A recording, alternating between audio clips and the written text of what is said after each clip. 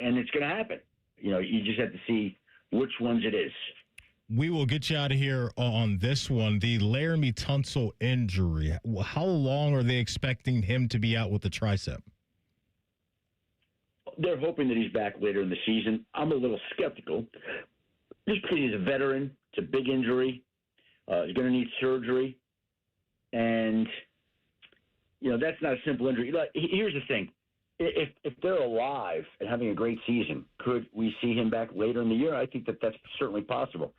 But if all of a sudden they're 6-8, or they're 5-7, or whatever it is, and they're out of, you're not going to rush Laramie Tunsil back, right? Like, if they're having one of these magical seasons, then you'd like to get him back. But if you're having a magical season, then you're doing it without him anyway. So that's why I just think he's out indefinitely. And frankly, personally, I'll be surprised if he plays this season, but let's hope he can. All right, sounds good, Schefter. We appreciate your time. We'll talk to you next week, man. Thanks. Thanks, guys. Have a great week. There he goes, Adam Schefter, the ESPN senior NFL insider. Coming up next, how's Dexter Lawrence been looking? Jamar Chase and Joe Burrow. They're going to tell you next as they get ready for their first preseason game tomorrow. We're Rothman and Ice right here on The Fan. Wake up with The Fan. Eat lunch with The Fan. Go to bed with The Fan. Dream about The Fan. Then change your sheets. Gross. Ew, you guys are gross, but stick around in case I don't find anyone else. The Fan. So you know your age, your weight, your income, and probably even the mileage on your car. But what's your testosterone level, and is that level normal for your age? If you don't know the answer, Low T Center can help, and they'll do it for free. Go take a free testosterone test and find out if Low T Center can help invigorate your life like it has for thousands of other men in Central Ohio. Get the energy, vitality, and endurance you used to have. Start now by going to fixmylowt.com and book an appointment for your free T-test. Do it today. At CEC Turf and Tractor, family means everything. That's why we're proud to welcome Green & Sons Equipment's Mount Sterling and Marysville locations to the CEC family. We're honored to carry on the relationships Green & Sons has built in these communities for generations while expanding our ability to serve you with more parts, more inventory, and faster response times. As one of Ohio's largest Kubota dealers, CEC Turf and Tractor is growing without losing sight of what matters most. Hardworking people, trusted relationships, and hometown service. Visit CECTurfandTractor.com today for all your Kubota needs. McDonald's is putting value back on the menu. Whether you're craving a Big Mac, McNuggets, or sausage, egg, and cheese McGriddles, make it a meal and save. Your favorite is now your wallet's favorite too. Extra value meals are back. Enjoy a $5 sausage McMuffin with egg extra value meal, complete with hash browns and a small coffee. Most stores open 5 a.m. or earlier. Price and participation may vary. Promotion pricing may be lower than meal pricing. I'm Matt Morgan of Morgan & Morgan, America's largest injury law firm. I've had the privilege of seeing miracles, broken families rebuilt, every crash, every workplace injury, every medical mistake. Fighting back can work. We've gone toe-to-toe with insurance giants, and we've won a lot. Over $30 billion recovered. Size matters. Reputation matters. Results matter. There's only one Morgan & Morgan. Morgan & Morgan, Ohio office located at 600 Vine Street, Cincinnati. Prior results do not guarantee a similar outcome. How many of you have had your garage floor done? I'll wait for the answer. Yeah, that's enough. How many of you think it looks like crap? That's because it is crap. One quick call to Comer & Cross Concrete Floor Coatings at 1-800-NEW-FLOOR, and they can install a gleaming new Comer & Cross garage floor in one day. A Comer & Cross garage floor is the gold standard. It's like pulling into a new car showroom every night. And here's the best part. It is guaranteed your garage floor will never chip, crack, or show tire lift like epoxy or paint ever. And listen, you lazy bum, they'll even take the stuff out of the garage for you. They're all certified uniform pros. No subcontractors at Comer & Cross. This is a premier product with premier results, and they hired a premier endorser to tell you about it. For your quick and easy Comer & Cross garage floor quote, call 1-800-NEW-FLOOR now. That's 1-800-NEW-FLOOR, or go to comercross.com, C-O-M-E-R cross.com. Hey, what's up? It's T-Bone. You know, there's two things I love about Window Nation. Number one, they're going to give you great value. Window Nation windows have a lifetime transferable warranty because they're quality. They're triple checked at the factory. And you're getting a great deal because right now you can get 50% off all window styles from Window Nation. Plus 0 down, 0 interest, and no payments for 2 years. The other thing I love about Window Nation is they'll get the job done in a day. And Window Nation installers will leave your home cleaner than when they started. Minimal disruption to your life while fixing those problem windows that you've been staring at for years. You don't need to use a chat program to figure out how to get better windows in your house. Just go to windownation.com right now. They're good enough for HGTV's designing spaces, and they're going to be awesome in your home, especially when you get Window Nation windows now for 50% off all window styles, plus 0 down and 0 interest, and no payments until 2028. I'm telling you, Window Nation is the real deal when it comes to replacement windows and doors. Get a free quote at windownation.com today. We at The Fan have created a show where you can be a homer, a hater, or whatever you want to be. Sunday mornings at 8. It's the Fan Call-In Show, presented by the Sportsbook at Hollywood Casino Columbus. Must be 21. Gambling problem? Call 1-800-589-9966. The Fan Guest Hotline is sponsored by Weston Air Heating and Cooling and Bryant, doing whatever it takes to keep you and your home comfortable. The Fan. The perfect ratio of sports talk, dogs, pro wrestling, and gambling advice. It's science. You're listening to Rothman and Ice. That it is. Welcome back in. Dylan Tyre in the house today. Top of the hour. We'll go down to Cincinnati. Ben Baby, who covers the Bengals for ESPN, he'll join the party as they get ready for their first preseason game, which is tomorrow. Who are they playing tomorrow? Make sure I get this right.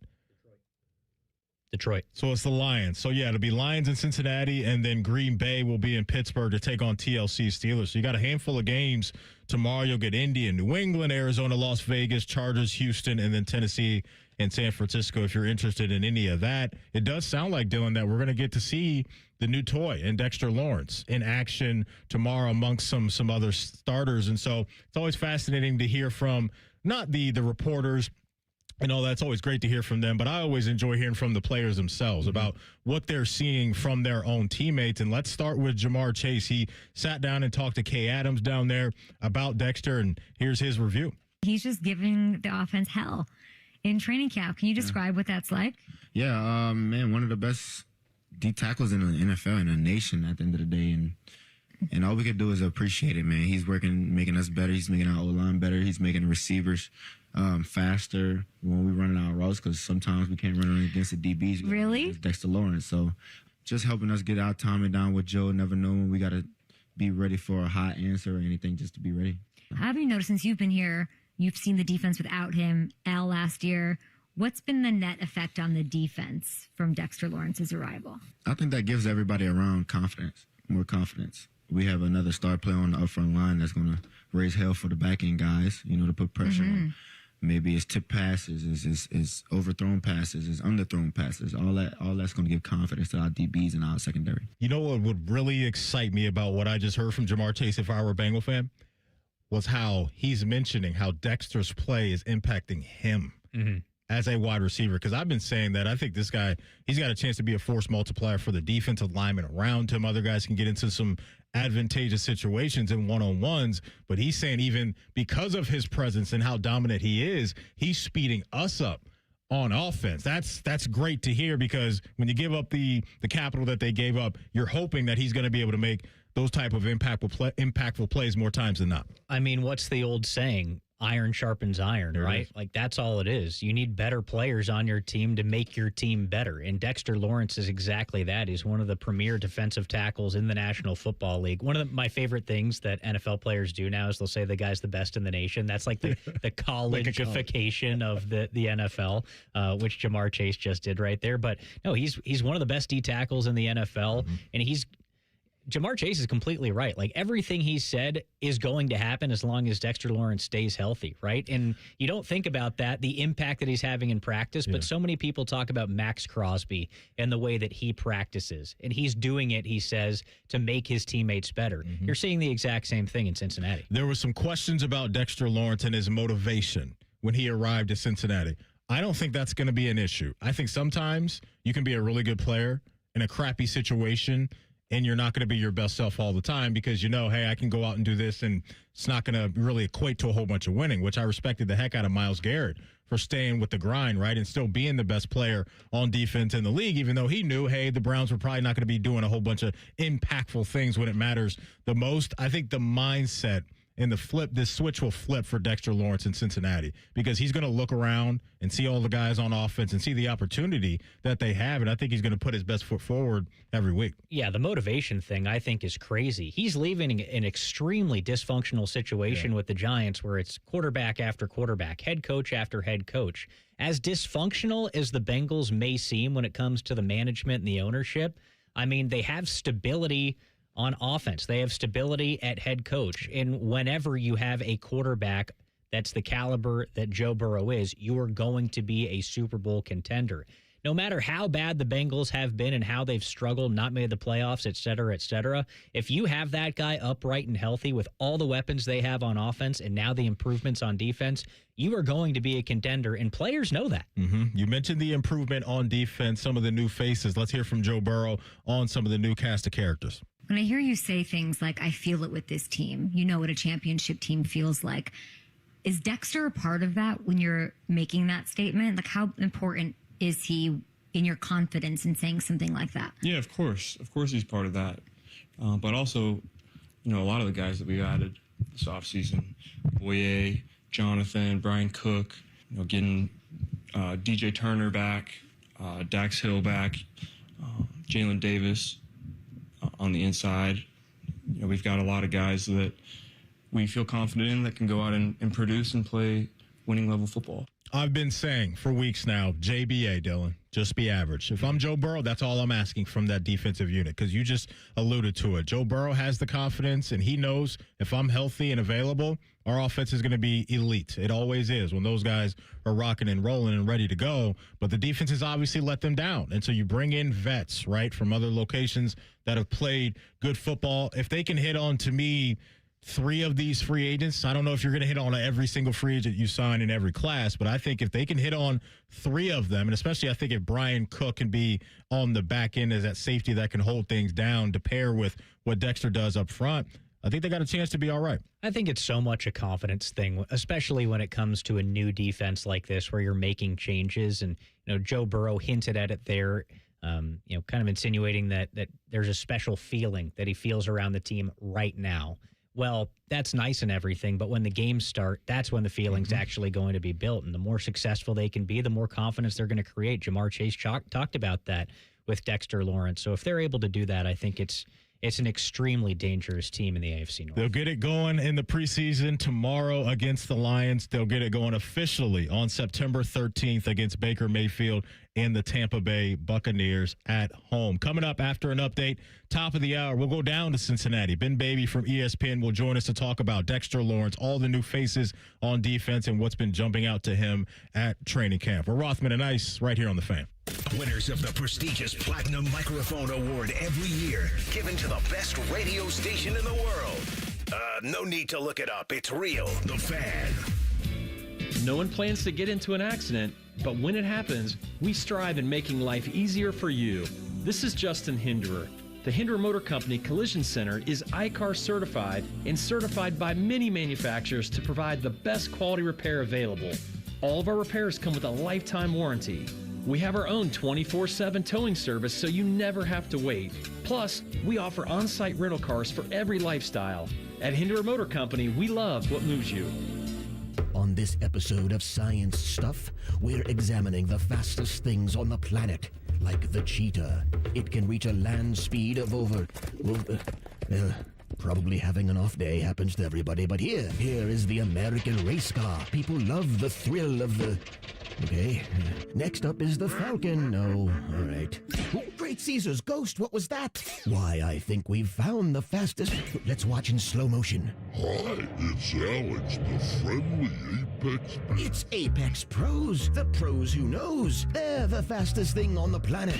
When you have a problem with your plumbing, furnace, air conditioner, or electrical system, Apex Pros gets to you faster than apparently everything. Leaves are blown from trees. Paint is stripped from buildings. Mothers clutch their children's hands. Because when you have something broken in your plumbing, HVAC, or electrical, you don't want to wait. Columbus loves Apex Pros. ApexPros.com. Great Lakes Hyundai. The savings are so good. It's time for the Summer Sunset Sale at Great Lakes Hyundai. Right now, lease a new 26 Tucson SE for $149 per month for 36 months. $149 a month. Plus, every new Hyundai comes with owner assurance and America's best warranty. A 10-year, 100,000-mile powertrain coverage. Dublin or Columbus or glakeshyundai.com. With approved credit, $49.95 down plus tax title first month payment. 7,500 miles per year, ends 8/31. Hi, I'm Patty, founder of Awesome Tex. I started with a big idea to give old clothes a new life by turning them into recycled fibers and threads. Everyone told me that this was going to be impossible, but Chase for Business believed in me. They gave me a lot of guidance from the beginning. Get financial guidance from bankers in the Columbus community and convenient digital tools all in one place. Learn more at chaseforbusiness.com. Make more of what's yours.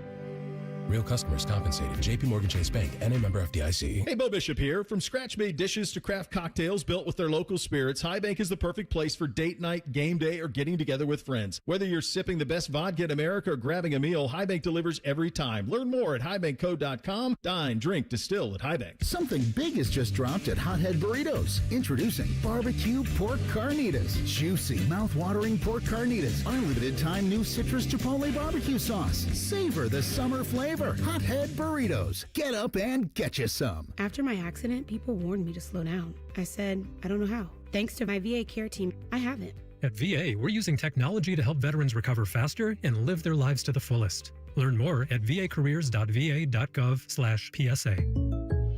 Jake from State Farm. I just beat my running PR, so I'm celebrating with the Banana Bonanza smoothie. Hey, and you can keep celebrating when you create an affordable price just for you by bundling your home and auto with the State Farm Personal Price Plan. Go bananas. I will. Hey, make it a large. Bundling, just another way to save with the Personal Price Plan.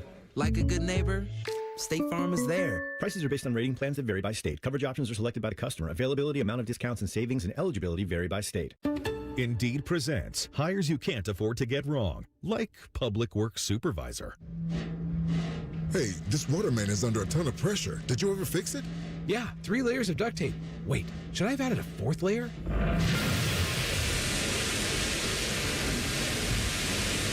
This is the job for sponsored jobs. This is what happens when you don't sponsor your job on Indeed. Next time, get matched with quality candidates with Indeed sponsored jobs. Visit Indeed.com/hire now and sponsor your job today. At CEC Turf and Tractor, family means everything. That's why we're proud to welcome Green & Sons Equipment's Mount Sterling and Marysville locations to the CEC family. We're honored to carry on the relationships Green & Sons has built in these communities for generations while expanding our ability to serve you with more parts, more inventory, and faster response times. As one of Ohio's largest Kubota dealers, CEC Turf and Tractor is growing without losing sight of what matters most: hardworking people, trusted relationships, and hometown service. Visit CECTurfandTractor.com today for all your Kubota needs. At St. Jude, every innovation we make is a moment we give to children with cancer everywhere. But we can't do it without you. Learn more at stjude.org.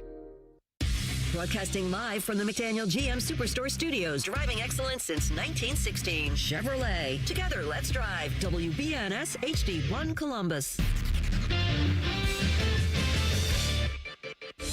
Good afternoon, I'm Tyler Danberg. The Los Angeles Lakers are being sold again. ESPN reported the team is being sold to former two-time Disney CEO Bob Iger and Josh Kushner for a record $12.5 billion. This comes after Dodgers majority owner Mark Walter purchased a controlling interest in the team from the Buss family for $10 billion last year. Walter's under federal investigation for alleged tax fraud by other companies. ESPN reported Walter is only selling the Lakers in this transaction. Baseball, Guardians visit the Tigers at 6:40. Detroit won Tuesday's series opener 6-4 to stay second in the AL Central, while Cleveland's in fourth. While the Reds are at the White Sox at 7:40 after taking Tuesday's series opener 5-4 and 10. This update sponsored by the Waterworks and Header Plumbing, Drain, Heating, and Cooling, together to serve you better. Schedule today at thewaterworks.com. Breaking sports news when it happens on The Fan, Ohio's sports destination. What's up, knuckleheads? You're listening to Rothman Ice on The Fan. It's not terrible. Welcome back in. Hour number 2. Dylan Tyre in the building today. Going to light up right now the Bryant Heating and Cooling Systems Fan Guest Hotline and bring on Ben Baby. Does an awesome job covering the Bengals for ESPN. Ben, what's going on, man? How you feeling? Good. How are y'all doing? Doing well, man. Thanks so much for your time. I know you got a lot going on right now. Let's start with Dexter Lawrence. Dexter Lawrence has been what in your mind as a Cincinnati Bengals so far? Honestly, better than I thought so far. I know it's still early in camp, but I figured I didn't know if we would be getting or seeing the version of Dexter Lawrence that we saw in previous years, where he was a Pro Bowler and unequivocally one of the best D tackles in the league. I know that he dropped in our ESPN survey this year among league executives of where he stood amongst defensive tackles, but so far he's been really good. He's been given the offense fits throughout all of training camp. Now I think we'll get a good test of where he really sits when the Bears come to town next week for an intra-squad scrimmage. But in talking to folks in the Dexter at length this offseason, you can tell he's a guy that's got a lot to prove. Didn't like maybe how things went last year for him, believes he still can be one of the more productive and imposing defensive tackles in the league. And, he's got a very high bar for himself, and that's what he constantly says he's trying to attain. And if he hits that, it's going to be a very revamped defensive line and exactly what the Bengals have been looking for. We're talking about Dexter Lawrence here on an individual level, and you kind of hinted at it right at the end. If he's able to get back where he was a few years ago, how do you imagine that impacts maybe not just the rest of the defense, but the rest of the football team? Yeah, I think when you go back and you look in recent years, it is just and Zach Taylor talked about this yesterday, it is a different kind of push when you can get pressure from the interior defensive line.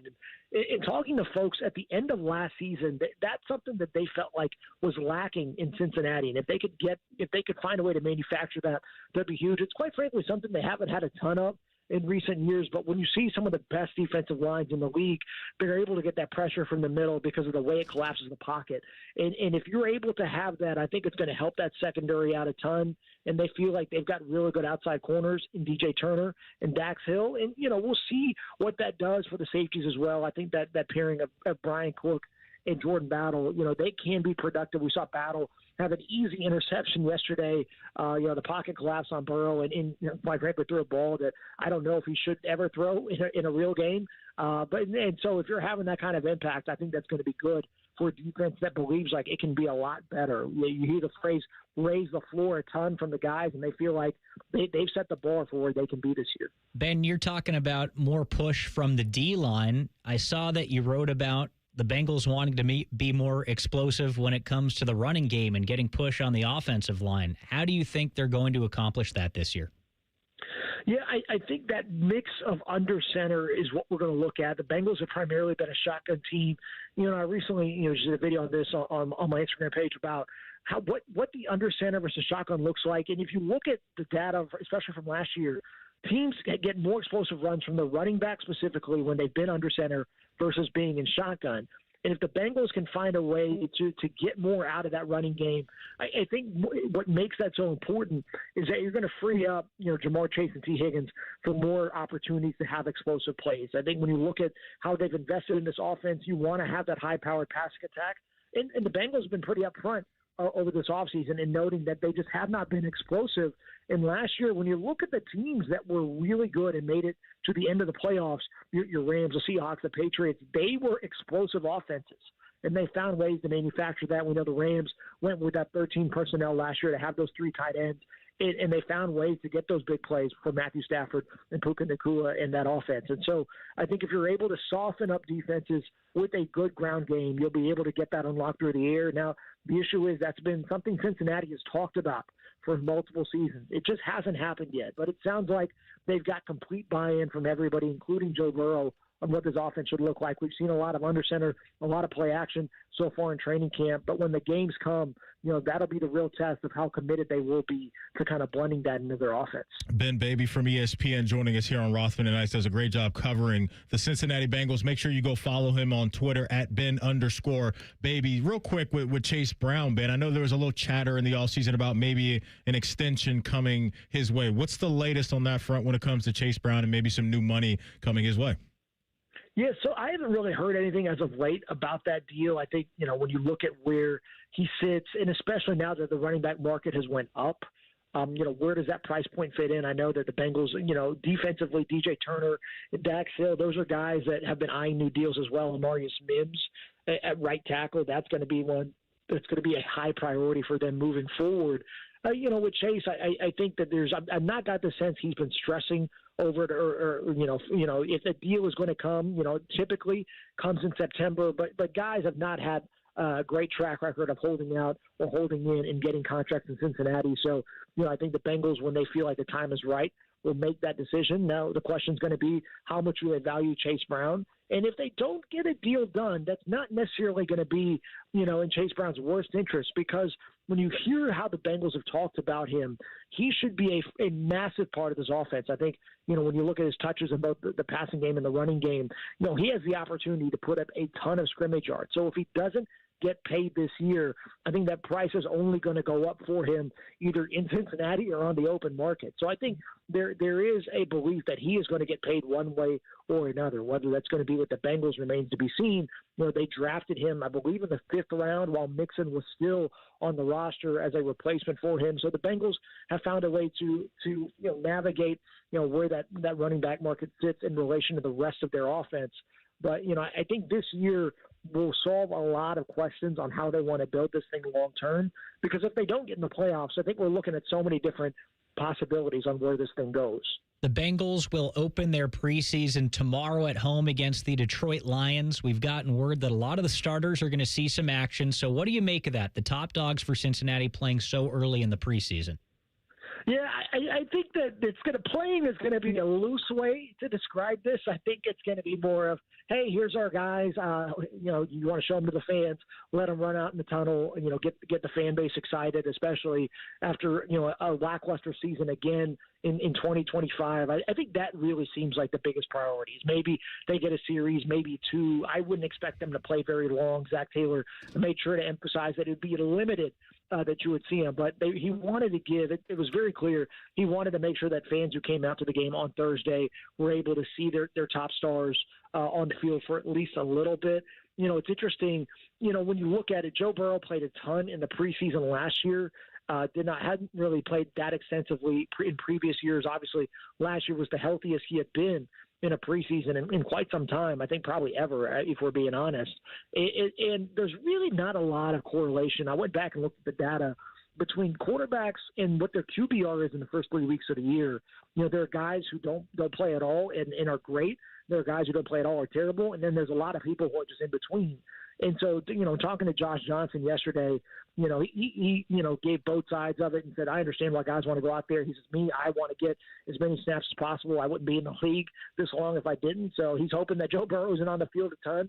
But, in terms of how the Bengals are going to manage their starters, I that is still up in the air, but at least for tomorrow, I would imagine it'll be limited, and then they would get a good amount of run when Chicago comes to town next week for their joint practice. Ben, let's flip it back to the defense, because it seems like there's good vibes around Dexter Lawrence and what could happen on the D line. Brian Cook, the back end with DJ Turner, I think people feel pretty good about that. But the linebackers right now, Barrett Carter, Demetrius Knight, that room, what's the word on the street right now about how those guys have been looking in training camp? Yeah, there's a lot of, among the coaching staff, there's a lot of optimism about where those guys are at. Zach Taylor said, their processing level, it is at a veteran level versus what it was last year. Now, I did see them getting a good talking to yesterday after drills, getting a lot of instruction there from their position coach. And so that is going to be the big X factor, is if Barrett and Demetrius, if they can play well as a tandem and make sure that those explosive plays and really just the lack of gap fitting that we saw last year didn't happen. And you saw it kind of slow down for them in the back half of last season, especially as, they were able to kind of get acclimated to what Al Golden does, and really I think Golden kind of simplifying things for those guys as well was a big part of it. I think the Bengals believe that in getting a really good defensive line will hopefully make things easier for those two players. But Al has been very adamant that he feels like those two guys can go out and execute what they want them to do. The Bengals did not go out and get any kind of help in the offseason for him. So it's going to be on those linebackers. Now, we'll see what happens as they get closer to cut down day. If there's a veteran that's available that can come in and maybe be a guy who can be a good backup for them, I think that still could be a potential option for them moving forward. But so far, there's a lot of belief that Barrett and Demetrius can be better than they have been, that they were as rookies. And for this defense to get to where it needs to be, that has to be true. If that doesn't happen, I think you're not only going to have a defense that struggles again, but you're going to be asking a lot of questions again about, how the offseason went. So, that still is going to be a big factor for this team. But they do believe that those two guys can make the jump in year 2. We have talked so much about the Bengals improving defensively. What do we need to know about rookie DN Cassius Howell?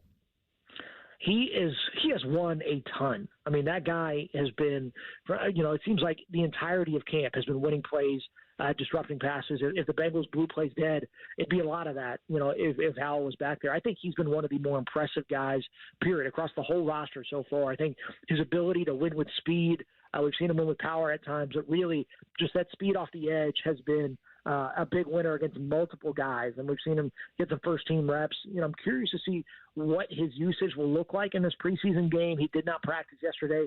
Him and fellow rookie Tacario Davis, their third-round pick, were not suited up. And so, Zach Taylor indicated that might be injury-related, so they may manage that going into tomorrow. So we'll see kind of how that goes. But by all accounts, he has been, as advertised, a guy that they were really high on in the pre-draft process, and somebody who had a ton of production in his last year at Texas A&M, led the SEC in sacks, and you got a sense of why when you look at him in camp. So I think there's a lot to be really excited about if you're a Bengals fan, and if he can come in and be disruptive early, that's a best-case scenario for, honestly, a pretty stacked defensive line. Ben, in our last minute, are there any pass catchers that aren't T. Higgins and Jamar Chase that have been making any noise? Yeah, Colby Young has been a guy who's done, their fourth-round pick out of Georgia. Was kind of surprised that they went and got a wide receiver that early in the draft, but they feel like he's someone who can come in and really be somebody who has a body type similar to T. Higgins.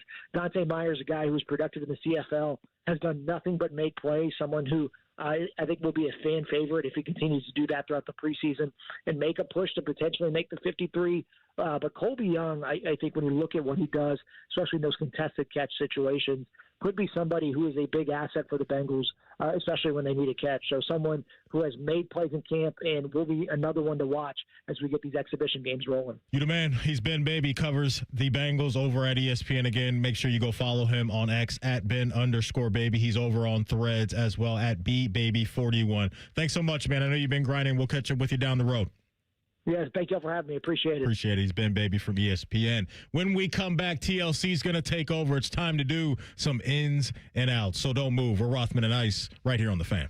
Head to 971thefan.com to listen on demand and subscribe to all our podcasts. Wasting time has never been easier. The Fan, Ohio sports destination. How many of you have had your garage floor done? I'll wait for the answer. Yeah, that's enough. How many of you think it looks like crap? That's because it is crap. One quick call to Comer and Cross Concrete Floor Coatings at 1-800-NEW-FLOOR, and they can install a gleaming new Comer and Cross garage floor in one day. A Comer and Cross garage floor is the gold standard. It's like pulling into a new car showroom every night. And here's the best part. It is guaranteed your garage floor will never chip, crack, or show tire lift like epoxy or paint ever. And listen, you lazy bum, they'll even take the stuff out of the garage for you. They're all certified uniform pros. No subcontractors at Comer and Cross. This is a premier product with premier results, and they hired a premier endorser to tell you about it. For your quick and easy Comer and Cross garage floor quote, call 1-800-NEW-FLOOR now. That's 1-800-NEW-FLOOR, or go to comercross.com, COMER cross.com. Recruiting is the lifeblood of any successful program. But here's the thing about a great pitch. Everybody sounds good before you commit. Hey, it's Austin Ward here. What tells you who somebody really is comes after the yes. That's what impressed me most about Awaken 180. Paige didn't need me to believe some giant promise. She wanted to understand what I needed and then let the program prove itself. Once I started, the attention didn't disappear. The coaches knew how my week went, what was coming up, when something needed adjusting, and when I simply needed somebody to say to me, "You're doing this right, keep going." I lost 50 pounds, but that's only part of why I still endorse Awaken 180. Plenty of companies are great at recruiting customers. Awaken 180 is great at developing relationships. Paige and her team stay involved because they actually care whether you succeed. That's something you can't fake for very long. They earned my trust, then they backed it up. They deserve your trust too. Check them out today at awaken180weightloss.com. Hey, it's Bobby Carpenter, and football season is here. Time to score big at Germain Toyota of Columbus. Whether you're hauling the tailgate or heading to the big game, drive home in a tough new 2026 Toyota Tundra with 2.99% APR financing for up to 72 months, or call an audible and lease the 2026 Tacoma SR for just $349 a month for 36 months with $39.99 due at signing and 10,000 miles per year. Make this your championship drive at Germain Toyota of Columbus, right off I-70 and Bryce Road. Visit GermainToyota.net today. Call the folks at Buckeye, night or day. My AC's still cooling, but something's not quite right. Seems it's working awfully hard, but I'm so hot at night. Let us have a look. We'll figure out what's wrong. We'll recommend the best plan to get it running strong. Get a free diagnostic AC check with repair. Call 614-683-9911. Call the folks at Buckeye, night or day. Helping a new driver get ready for their road test? Here's a convenient new way to make the most of your 50 hours of required practice driving time. The Road Ready Ohio app, available now at no cost to new drivers and their families. Road Ready Ohio keeps track of your driving experience together, providing feedback and safe driving tips. It even generates the documentation you need for the Ohio BMV. The Road Ready Ohio app, free to download in the Apple and Google App Stores. Do you have foot pain? Foot pain is not normal regardless of your age or job. Podiatric physicians are the most qualified doctors to care for your feet and can provide important foot care solutions or shoe inserts to better manage foot pain. Ohio Foot and Ankle Medical Association podiatric physicians are located throughout the state and are dedicated to providing the highest quality foot and ankle care. We've been serving the profession and the public for over 100 years. For more information or to find a member of the Ohio Foot and Ankle Medical Association near you, visit ohiofoot.org. Buckeye Replay this summer takes you back to some of the greatest comebacks in Ohio State football history. The Buckeyes have something for the LSU Tigers in 1988. Hear Buckeye Replay this Saturday at 4 p.m. on The Fan. Fan weather. From the Logan AC and Heat Services Weather Center. Your Wednesday forecast is trending much drier today after we had multiple rounds of severe thunderstorms yesterday. Highs right around the low 80s, and you'll have a light breeze to get you through the rest of the afternoon. But we do still have a chance of seeing some isolated showers and storms continued for your Wednesday forecast. Tonight, trending much drier as well, with lows right around the 60s. I'm your 10 Weather Impact meteorologist, Lily Aldridge, 97.1 The Fan. Just when you thought afternoons couldn't get any dumber. You fellas been doing a bit of boozing, have you? Common Man and Tinley. Weekdays from 3 to 6. Your home for dumb. The Fan. Rothman and Ice present In or Out. Just a little of the old in and out. All right, welcome back in, TLC. Let's get busy, man. What do you got in ins and outs today, brother? All right, well, first of all, I got to say something. I meant to put this in Tell the Truth yesterday. Forgot to do it. But it's great because we don't know Dylan's take on this yet. But that's good accountability by you, too. Thank you. Yeah. But it works out. So, I can just use it a little bit later in the week. And again, don't know your opinion on this. But on Monday at Flanagan's Volleyball, I go into the bathroom, and who do I walk past? I walk past using the phone at the urinal guy. And I'm like, dude, same. It's my twin. What up, twin? Exactly. So, Dylan, are you in or out on doom scrolling while using the urinal? Oh, doom scrolling. Or checking texts, or whatever you want. All right, in on a quick text or whatever, out on doom scrolling. I do not want to be spending a lot of time at the urinal. It's much different than a sit-down situation, if you got me. Okay, I got another one for Dylan. Do you have stage fright at the urinal? Never. Okay, so you're Wow, he said that with confidence, too. You're with me, TLC, AR, Joshua Perry, and Ian Fitzsimmons all have stage fright. What? When it comes to going to the bathroom at the urinal. And I said... With other people around you or just in general? No, like with other people around me. Yeah, okay. It's not like I can never go. Yeah. It's just I need the You might need to go to a doctor if that's seriously. But I told them my mind never goes there. People are not. No. That I'm just, hey, I'm here to do my business and I'm getting in and getting out. So you're the same way. If I hear footsteps behind me, then I'm in my own head. That old Under Armour ad, click, clack, I think I hear them coming. That's exactly right. Awesome. Good call, though. Very good call. So that's the dilemma.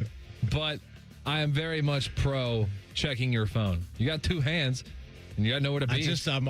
I'm confused as to what you're really checking in that amount of time. You could be setting a fantasy lineup. You could be placing a bet. You can do you're speaking to my whatever heart. you want. With the fantasy stuff, you Just knew where to if go you have with a that. thought. Yeah, it's a quick. I'm same thing. Quick. Hey, I got an update for my fantasy baseball team. Somebody's day to day. I got to set the lineup.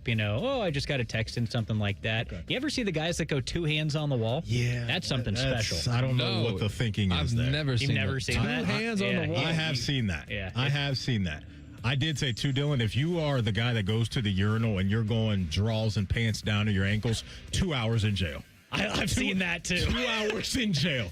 That's what I did. I don't need to see your cheeks when I'm trying to go to the bathroom, period. Don't need to see that. Actually makes me giggle if I walk into a bathroom and I see that and I say, you know what, man, hell yeah, good for you. That is not having stage fright at all. Maybe that would help. Maybe I'm just not being confident Try enough. that out. Give it a go. Yeah, give it a go. Do you guys in or out on buying the hype on big-time baseball prospects? I am looking at you, George Lombard Jr., right after we did this exact same thing with Anthony Volpe. So I was watching the game last night, and the dude that's like a ground ball came up the middle, hit off the bag. He bare hands and makes the play. I'm in. So if I get fooled, I get fooled. I think he's going to be their franchise shortstop for years and years to come. I don't know if you've seen much of him. Oh, I picked him up in fantasy. I sold at the deadline, so I needed to fill some roster spots. I have 13 picks in the top 10 next year. No big deal. But, yeah, I think I'll buy the hype on that. Like, I watched Connor Griffin's first at bat, and he doubled off the wall or whatever for the Pirates. I said, this guy's going to change their franchise. I'm in on guys like that. I think it's fun. I'm in. Sign him to an 8-year extension like a week later. Here's what I'll say about Lombard. TLC, I don't know if he'll be like a dominant offensive player. I think he can definitely hold it down on defense for him. And at that position, if you got Judge and the guys around him, you may not need much from him in offense, but the dude can pick it at shortstop. And I think at bare minimum, that's what you want. We did the exact same thing with Anthony Volpe. Volpe is now in the minors. As a Chicago White Sox fan, I have been burned many times before by believing in the prospects, but that's why we do it, folks. Yep, exactly. If you're not going to spend money in free agency, then all you got is prospects. That's all you got. Right. All right, so Jamarcus Shepard is the head coach for Oregon State football. He did a sit-down interview with local TV there, and he was getting up out of his seat and really kind of giving it to the fans. I need our fans to get behind this football team. I'm letting you know, just so you know. Guys, there's going to be some adversity this year. I'm letting you know. Now I need you guys to help us get through that adversity. We got to do it together. And that, to me, is what I've seen from Oregon State University. That's what I've seen from Corvallis, okay? And I'm looking forward to them stepping up to the plate again. I saw it last year. These guys didn't have that great of a season last year, and the fans still showed up. And so I want to thank you in advance, for us all pulling together. All right, he called his shot. He said, thank you in advance for being there for us. Are you in or out on Oregon State having a good crowd because their coach requested it? I don't know if that speech is going to hold a lot of weight in the months to come, but I'm in on the speech. Yeah. We're not quite venturing in the if you don't want to win championships, go to Oregon territory, a la Purdue and Indiana. We're not quite there. Yeah. But hey, if you're trying to change the culture, that's a nice starting point. I like that. It felt like a little Dan Campbell type thing going on. Also a very creative way to say we're going to be taking some L's. We're going to go through some adversity. Great spin zone. Another way to say, you know what, probably going to be a rough season for us, but let's go through it together. I hope it works out for the guy. I like the speech. I'm in on that. Yeah. I like it too. He's got some personality to him. I just, don't really think it's going to work, but that's okay. Are you in or out on cruises? Big time out. So out. Okay, so I've never been on one, so tell me why you're so out. I've never been on one either, and I will never be on one in my life. To those out there who like going on cruises, there's no shade towards you, but for me personally, I like to go somewhere and have a little bit of freedom. I don't want to be stuck on the boat. I don't want them to dictate, okay, you're going to go here at this time, there at that time, all of that stuff. I like freedom. I like to do what I want to do in the places that I want to go. So that's it for me. There is something to me mentally where it is a hurdle for my mind to know that I'm trapped on a boat. Also, with that many people, you hear about all the disease spread and that sort of thing, and some cruises are better than others. I think I'm good on it. Yeah, me too. When you go on vacation, do you take naps on vacation? No. So you are a non-napper. You're going from the time I wake up to the time we go to bed, we're doing stuff. Yeah, I'm Don't get me wrong. I like to relax. Feet up on the beach, feet up by the pool, read a book, whatever. In general, in my life, I'm not a very big napper. I have trouble doing that. Sleep great at night, but I can't really nap. Have trouble sleeping on planes, that sort of thing. While it's light out, I have trouble sleeping. Okay. But hey, if I'm going to spend my money to go somewhere, I'm going to enjoy it. I don't want to be asleep. I need a power hour. I need a power hour, especially if you're going somewhere with the boys. You know what I mean? If you're going somewhere with the gang. Well, that's then, different. Then you know the nap is absolutely necessary. I'm a napper, man. I can nap at 1 o'clock in the afternoon. That's just the kind of guy you are. You like you don't like the cold. You like to be warm and cozy. Yeah, I could see, you you know like what I the mean? dark, the blackout curtains. Get in bed, Now cozy. you're talking. Yeah. Now you're talking. Blackout curtains. I got to get me some of those at some point. Well, I didn't even have this in the sheet, but on this topic, are you in or out on weighted blankets? Ooh, I think I would like to try. I can't say that I've ever really used a weighted blanket. I've heard it's, like I just said, I think I sleep well enough. I would be interested in trying to see what it feels like because maybe that weighted blanket on you on an NFL Sunday on the couch would feel just tremendous. Okay, so can you guys explain to me what the upside is of a weighted blanket? Because I have a heated blanket. It's supposed to do this situation where, almost like the hug sensation, maybe. It's it's just like Joshua Perry would love a weighted blanket. It seems like that. There's He's got something napping like genes. that. Like, like where maybe a scared dog, they put like a thunder jacket on a dog and it's meant to, I think it's like that for a human. Okay. If I'm wrong out there, get in the chat and let me know. But I think that's the general idea. It just makes you cozy. There's something about it. So if you're single and lonely, you know what I mean? He wants a little comfort in the bed. You know what I mean? You get a weighted no blanket. shade towards you specifically, but given your habits, I feel like you would like the weighted blanket. That's fair. I've only been in the presence of a weighted blanket one time, but I did feel the difference. I was like, I could see why people like this. I gotta tap in. I don't know. There are different weights to them, though. So could you imagine it being a thing where it feels suffocating and maybe a little bit much at times? Can't have that. Yeah. You guys like heated blankets, though? You guys in on that? Or is that too much? I'm a hot sleeper, so I'm probably out on that. Too hot for me. I can't have it in the bed, but if I'm on the couch just chilling, I'll have to have it there. Yeah, I could get behind that, depending on the heating situation in your home. TLC, you a heated blanket guy, or you good on them? I don't think I've ever had a heated blanket, but it sounds fine. It's a nice little win. Fire Nice little hazard. win. Yeah, that and I'd probably be good like when I'm going to bed. And then I'll wake up 2 hours later Drenched. in a pool of sweat. Yeah, I'm with you. Coming up in 2 minutes, the one and only Bobby Carpenter. He's going to stop by to talk Buckeyes and a lot more. We're Rothman and Ice right here on The Fan. I'm Ultima Morgan of Morgan & Morgan. Every time one of my children started driving, it was terrifying. I am quite aware of the dangers being on the road. Thousands of accidents happen across the country. We see it every day. These families' lives will be changed in an instant. We fight for these families as if they were our own. We've become America's largest injury law firm by winning cases just like these. If you've been injured in a car accident, call us. Injured? Dial pound law. Morgan & Morgan, Ohio office located at 600 Vine Street, Cincinnati. Prior results do not guarantee a similar outcome. Newman Roofing is proud to sponsor The Fan and 10 TV's Beat the Heat Fan Drive. Help Ohio's most vulnerable residents deal with the extreme heat this summer. Purchase new box fans and take them to the nearest Franklin County fire station or buy online. For more information, visit 10tv.com/beattheheat or lifecarelines.org. Hi, I'm Patty, founder of Awesome Tex. I started with a big idea to give old clothes a new life by turning them into recycled fibers and threads. Everyone told me that this was going to be impossible, but Chase for Business believed in me. They gave me a lot of guidance from the beginning. Get financial guidance from bankers in the Columbus community and convenient digital tools all in one place. Learn more at chaseforbusiness.com. Make more of what's yours. Real customers compensated. JP Morgan Chase Bank, and a member FDIC.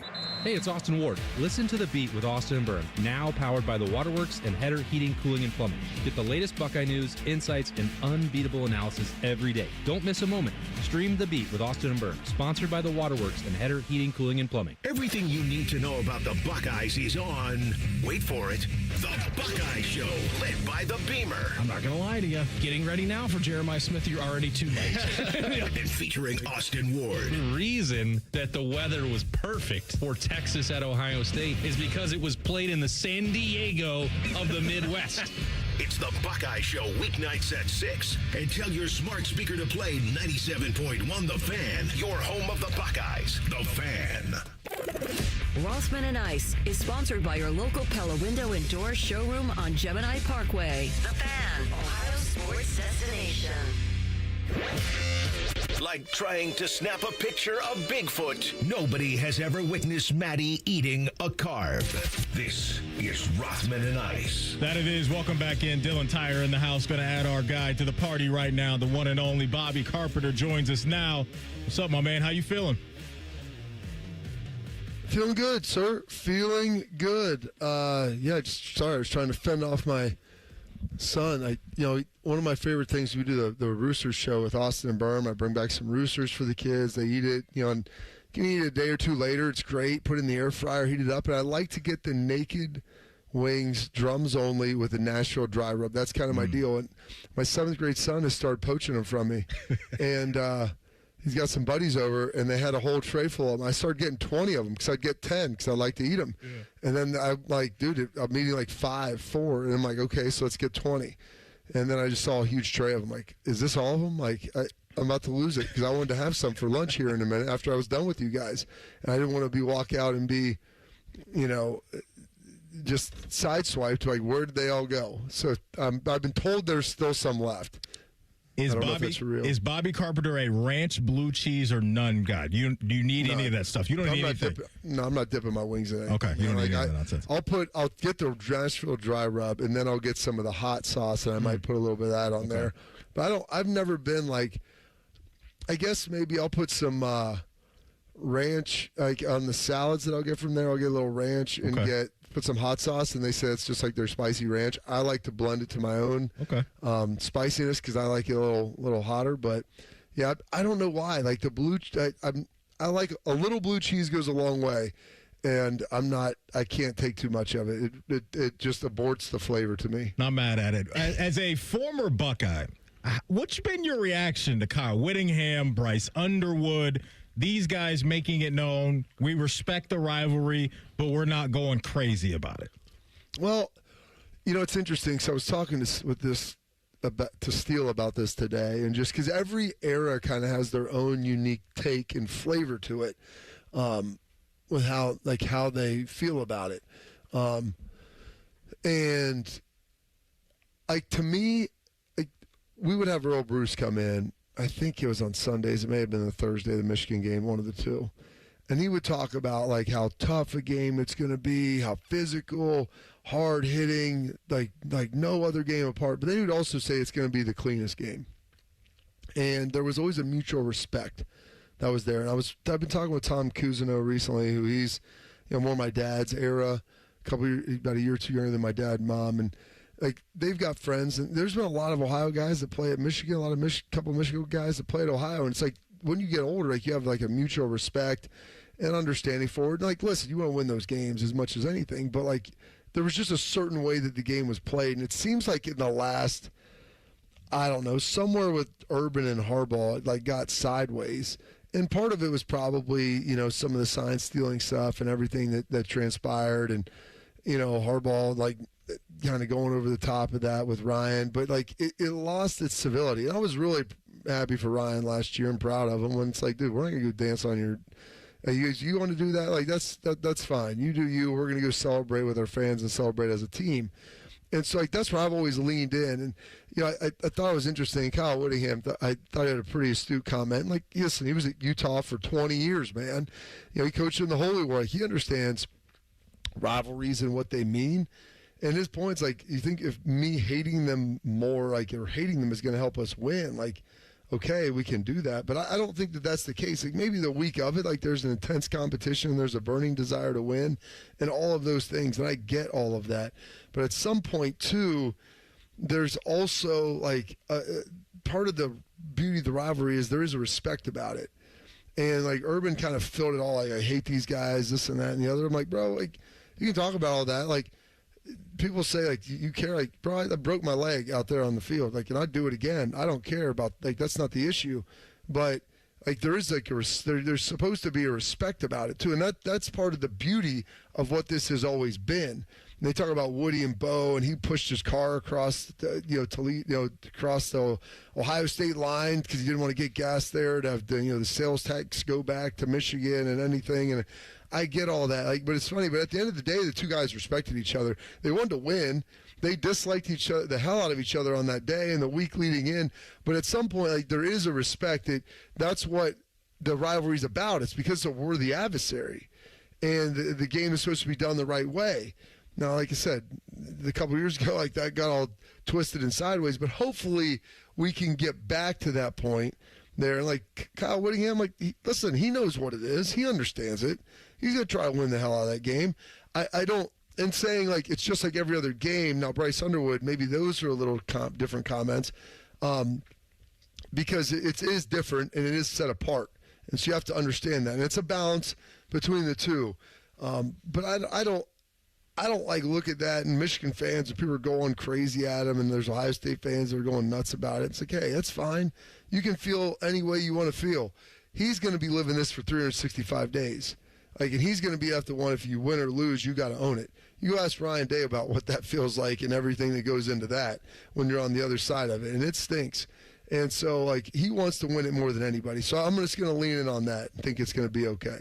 You're talking about respect in the rivalry and understanding what the rivalry is. And, of course, the freshmen at Ohio State this season are going to learn all about that. And I want to ask you about a couple of those guys. Who do you think makes a bigger impact as a true freshman, Jay Timmons on defense or Chris Henry Jr. on offense? I'm going to go with Timmons on defense. And not that Chris Henry Jr., I don't think that he can.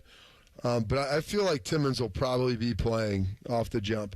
They'll have a package for him, and I think it'll probably grow as the season goes on. He's been very, very impressive. It's amazing. I didn't even realize he was Lawrence Timmons' son until one of the coaches told me that the other day. And Lawrence is like a contemporary of mine. He's just a year behind me, coming out of Florida State. But, very talented player, not the biggest guy in the world, 5'11", $185. He'll get bigger as he continues to be here and work out and grow, and as he just matures, physically with age. But he's a smart football player, and he knows what to do. And he is going to be out there and be out there a lot. Bobby Carpenter joining us here on Rothman and Ice. Always good to chop it up with you, man. It's interesting, right? Because there's been so much hype around this Texas football team and what they're going to be this year. Joel Klatt was one of the guys that threw out his personal top 25, and I believe, Bobby, he had Texas at 7, and that surprised some people. When you saw that, was that some sticker shock to you, or do you view them in a similar light? They're a very talented team, but I don't think he's as high on Arch as a lot of people are too. And not taking anything away from Arch, his grandpa said it. They got out the anointing oil and probably a little bit too soon. He hadn't done anything yet. And he played pretty well to finish up the season last year.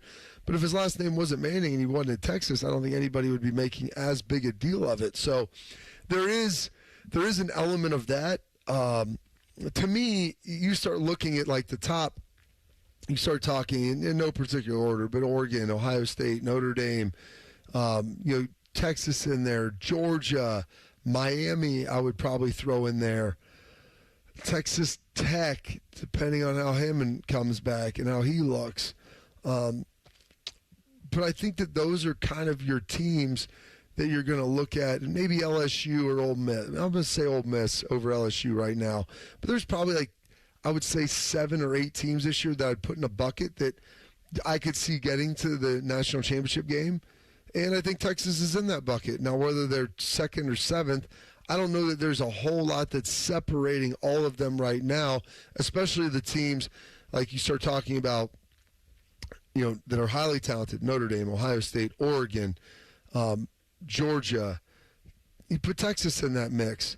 Ole Miss, because they all have returning quarterbacks, from their school. LSU, you've got Levitt coming in. They got to merge in a new coach. But you have a returning quarterback and a really talented roster and a good coach, you got a shot. Okay, I'm really interested by LSU because you almost put LSU in there and swapped out Ole Miss. LSU is a complete unknown. They're preseason 13 right now in the coaches poll. What do you make of Lane Kiffin and what he's got going on down there? Well, they spent a ton of money. Yeah. Lane Kiffin can coach. You can hate him, and that's okay, but he's a good coach. He's won more or less everywhere he's been to a certain degree, and especially as he's gotten older. He wanted Ole Miss more than they ever had before, just because he had an unceremonious departure. That there's a lot of vitriol there, and we'll see how they look. If they're able to beat Ole Miss in Oxford in week 3, then that I think will change the math on their season. But they have Sam Levitt at quarterback. We'll see how healthy he is. But he was a guy that took Arizona State to the CFP and had them playing really, really well. And, if it wasn't for maybe a rough call against Texas, they may have been moving on and not Texas. So there's a lot of variables in that. They brought in a lot of guys. They paid everybody a lot of money. They care a heck of a lot about football down there. And I'd have to look at their schedule because I'm not positive offhand outside that Ole Miss game. But I think if they can win that Ole Miss game, that'll give them the confidence they need. But I think they'll be right in the mix, man. Lane can coach, and I've heard their defense is going to be better. And that's one of the big issues that they've had. All right, we'll get you out of here on this one. Dylan was not a fan of Season 3 of House of the Dragon. I loved it. Are you caught up, and which side are you on? I've loved it so far. I am through episode 7. And episode 8, is that the last one from Sunday night? Yep. I have not had a chance to watch that. So that's on the docket today. I watched The Odyssey for the second time. I took my 3 younger kids to see it after watching it last week with my older son, which is a great movie. But I can always sit on my rear end and watch so much. Another good show for you. Gosh, what is it called? Are you in on Lioness? You like that on Paramount? Have you watched that? I have not seen that I yet. think you would really like that. The cast is incredible. Morgan Freeman, Nicole Kidman. Oh, okay. That's good. Yeah, I like Morgan Freeman. I think you would like that show a lot. The 3rd season just started. So tap into Lioness, Bobby. I think that's for you, man. I mean, Morgan Freeman's 90 years old, too. Yeah. There's a show on HBO. Gosh, what's it called? We looked it up this morning. I can't think of what it's called. Give it to me here. Monsters of God. It's like a 5-part series. And it's like a documentary about reptile smuggling. And the first episode kind of introduces all the characters. I think it's got a real Tiger King feel to it, man. Oh, that's this guy. I'm looking it up right now. The cover is this guy in cut-off jean shorts with a crazy mustache. But I think the overlay, if you're willing to smuggle reptiles, you're probably willing to smuggle, I think the Venn diagram on that with the drugs and the guns, weapons, firearms, probably another thing. So we watched the first episode last night. The second one drops tonight at 9, so that's another one. But Lioness, I'm going to lock that in for you, all right? Please do Lioness, man. I think you'll love that one. Appreciate your time as always, man. We'll talk to you soon. Hey, have a good time, guys. There he goes, Bobby Carpenter, joining us here on Rothman and Ice. Coming up next, Archer Smith spoke to the media today. You're going to hear from him about how he has seen Julian Sayin grow as a quarterback. That's coming up next. We're Rothman and Ice right here on The Fan. If you miss a live show, you can catch the podcast.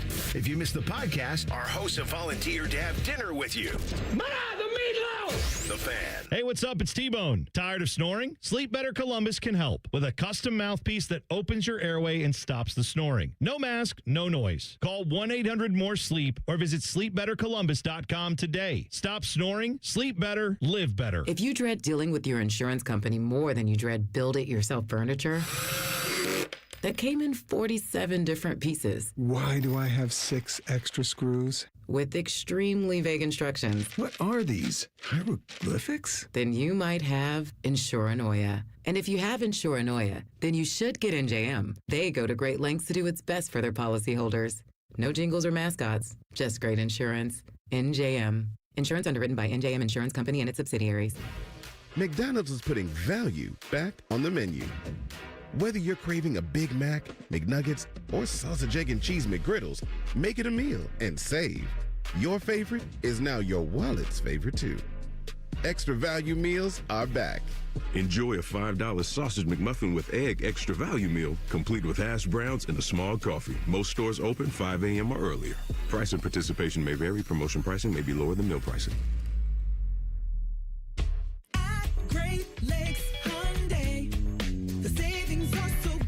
It's time for the summer sunset sale at Great Lakes Hyundai. Right now, lease a new 26 Tucson SE for $149 per month for 36 months. $149 a month. Plus, every new Hyundai comes with owner assurance and America's best warranty. A 10-year, 100,000-mile powertrain coverage. Dublin or Columbus or glakeshyundai.com. With approved credit, $49.95 down plus tax title first month's payment. 7,500 miles per year ends 8/31.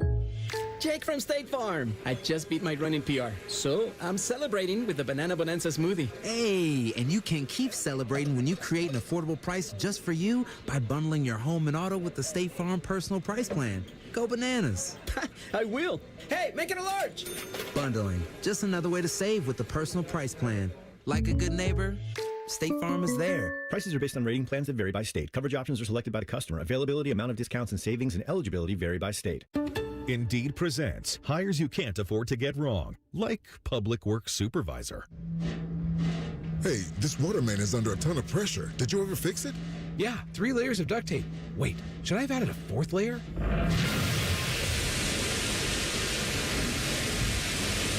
This is a job for sponsored jobs. This is what happens when you don't sponsor your job on Indeed. Next time, get matched with quality candidates with Indeed sponsored jobs. Visit Indeed.com/hire now and sponsor your job today. Hey, it's T-Bone again. Sleep apnea doesn't have to rule your nights. Sleep Better Columbus has been treating snoring and sleep apnea for over 15 years with proven results and now has an office open in Marysville. Call 1-800-MORE-SLEEP or go to sleepbettercolumbus.com. Stop snoring, sleep better, live better. I'm Leslie from Pella Columbus. And I'm Wilson from that other window place. One of the biggest positives we hear from customers is, I loved my Pella Columbus guide. We're there to be whatever it takes to make your life easy. We've been working on our support as well. Cool, like? I made a pamphlet. A pamphlet? Double-sided, very thorough. Even put a word search on page 2 with window words like double pane, which is what my mom used to call me, still calls me. Get the windows that Columbus homeowners rated the leading window brand at PellaColumbus.com. Coghlan Kia of Dublin is now open, and we're offering grand opening savings at all 4 Coghlan Kia locations. Get 0% financing on select new 26 Kia Sportage and Sorrento. Pay 0 out of pocket when you lease a new 27 Seltos or 26 Sportage for $375 a month for 36 months. Get grand opening savings at Coghlan Kia. Coghlan has the car for you. With approved credit, 0% for 48 months equals $20.83 per 1,000 finance through Kia Motor Finance. Leases include 10,000 miles per year with 20 cents per mile over penalty. Excludes tax, title, and registration. No security deposit. See dealer for details and 831.26. Morning Juice is now on YouTube weekday mornings starting at 6. If you're a fan of Bobby Carpenter, he's ready to attack and dominate. If you're a fan of Jeff Gutoff, drive directly to a hospital. Seriously, The Fan. All your favorite fan shows are available when you want them. Head to 971thefan.com and hit that subscribe button. The Fan, Ohio sports destination. Matty promises he'll continue to do the show even if he wins the lottery. If only we believed him. You're listening to Rothman and Ice. I wouldn't lie to you guys, I promise. Welcome back in. Dylan Tyre in the building today for ARTLC in the house on the board doing his thing. Hope you guys are having a great day. Got an email during the break about Lioness. Jim asked, I heard your suggestion to Bobby. Should I really watch the show? Yes, I highly suggest it to everyone. It comes on Paramount Plus.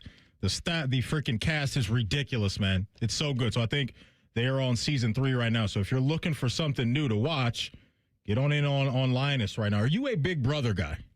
No. Okay, so you're not in on Big Brother. Okay. I am. I'm a Big Brother nerd. I don't watch the 24/7 cam. So I think that's a little intrusive. A little, maybe, no, a lot of it. When it comes to what that. sort of stuff do you see on that? It's just a live cam of them rolling around the Big Brother house. It's kind of like you can get the inner workings of the alliances and all that stuff. So what's happening behind the scenes? Correct. You get that look if you want. Where do you find that online? You can get it on just like CBS or Paramount or somewhere online. Just tap in, pay for it. You can literally right now go into the Big Brother house and see what's happening. So I could pay to watch people live behind the scenes. Yes, and people do that. This show's been on for crazy ever. and intrusive. And very much so. TLC, can I set something up like that for you? Like if I were to pay you, would you set up a camera in your house and let me watch you? Sure. You want to watch me play MLB The Show? I guess so. Yeah, Why not? That's cool. Are you elite at MLB The Show?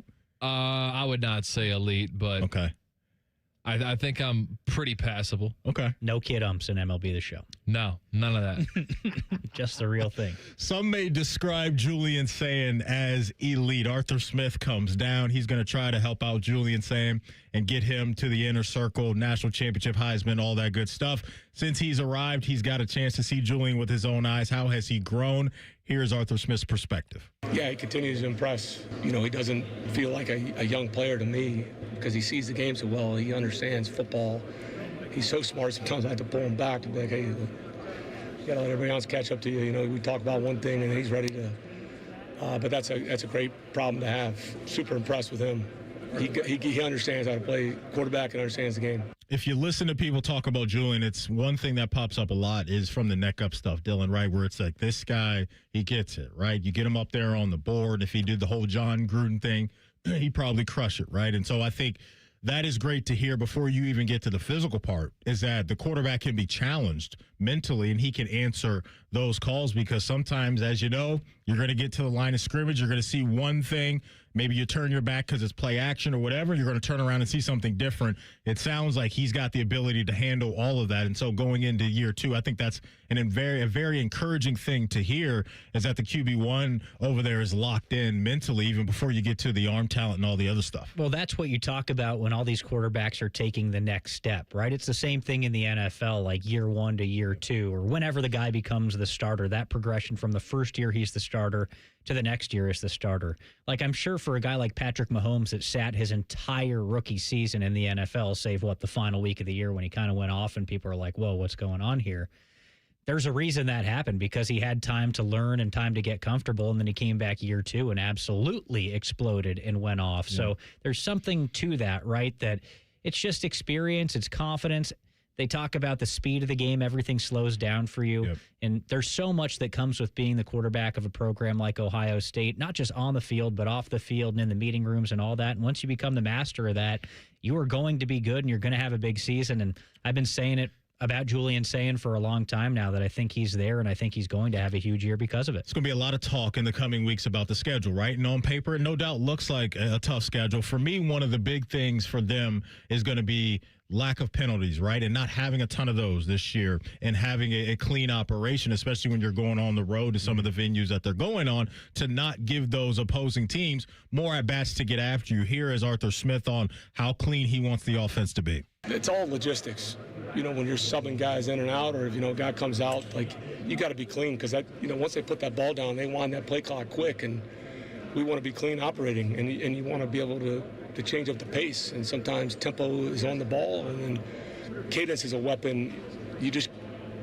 People have, everybody's got the same analytics, or they can use AI now, or whatever it is, they have the same numbers, but if you're consistently snapping, no matter what you're doing, you're snapping the ball at 2 seconds, those guys are going to pin their earbacks, or if you're late in the shot clock every time. So that's a game you got to study yourself and be able to, those are games within the games. And when you have a quarterback like Julian, he can handle that stuff, and really the whole offense. It's not just him. It's everybody's got to operate, and they're trying to do the same thing on defense. They're doing that certain formation. They may check out of a pressure. They may check to this coverage, depending on what you're playing. And those are the games. I call them the games within the games. There's so much happening at the line of scrimmage. Even if you're trying to be simple, the other sides, they catch up too.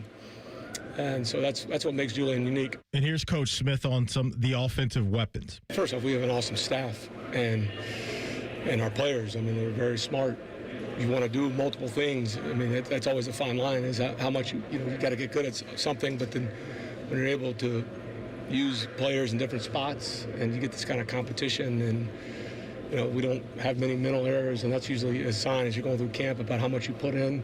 You're just watching every day and assessing, like, hey, do we need to pull back? And that has not been the case with these guys. He mentioned using players in different spots, and that's going to be fun to see, is outside of Jeremiah, how much optionality he's going to have as a play caller to go to this guy to maybe take care of this role, to go to this guy to take care of that role. The more that you can throw at a defense, obviously, the better. So the creativity is what I can't wait to see, too, because obviously he knows he's got plenty of dudes to work with as far as skill set and how high the ceiling is for this offense. But is it going to be more than, hey, we're just going to go to Jeremiah and just figure it out from there? Maybe you can play off of other guys and come back to Jeremiah based off of the skill sets they have. Yeah, you obviously have the creativity when it comes to an NFL offensive coordinator. And, I know people might argue that and say that Arthur Smith has had bland or blander offenses in the NFL, but you've got the gadgets at Ohio State, like, a player that I don't necessarily think people are talking about a whole lot at this point. There's certainly excitement, but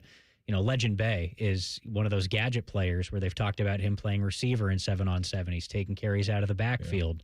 Yeah. Chris Henry Jr., what skill set does he bring? Jeremiah, obviously everybody knows what he has, but we've seen him utilized in the screen game before too, and yards after catch that way. So there's a lot of different things they can do, and I think something that we've talked about, and I've done it to my own detriment, is, wonder what sort of production the tight ends at Ohio State are going to get. And they've had bigger names in the past at that position, and this year, I don't really know if we're talking about it a whole lot, but that's something that Arthur Smith is known for, is that tight end utilization. So might we see more of that? 13 personnel is huge in the NFL right now. Will we see more of that in the college games? So a lot of options here, and I'm excited to see what it looks like. There's no doubt everybody's with you on that. Coming up top of the hour after an update, one NFL head coach may have just let everyone know who should be one of the top picks in fantasy football this year. We will hear from him next, right after the break with Rothman and Ice right here on The Fan.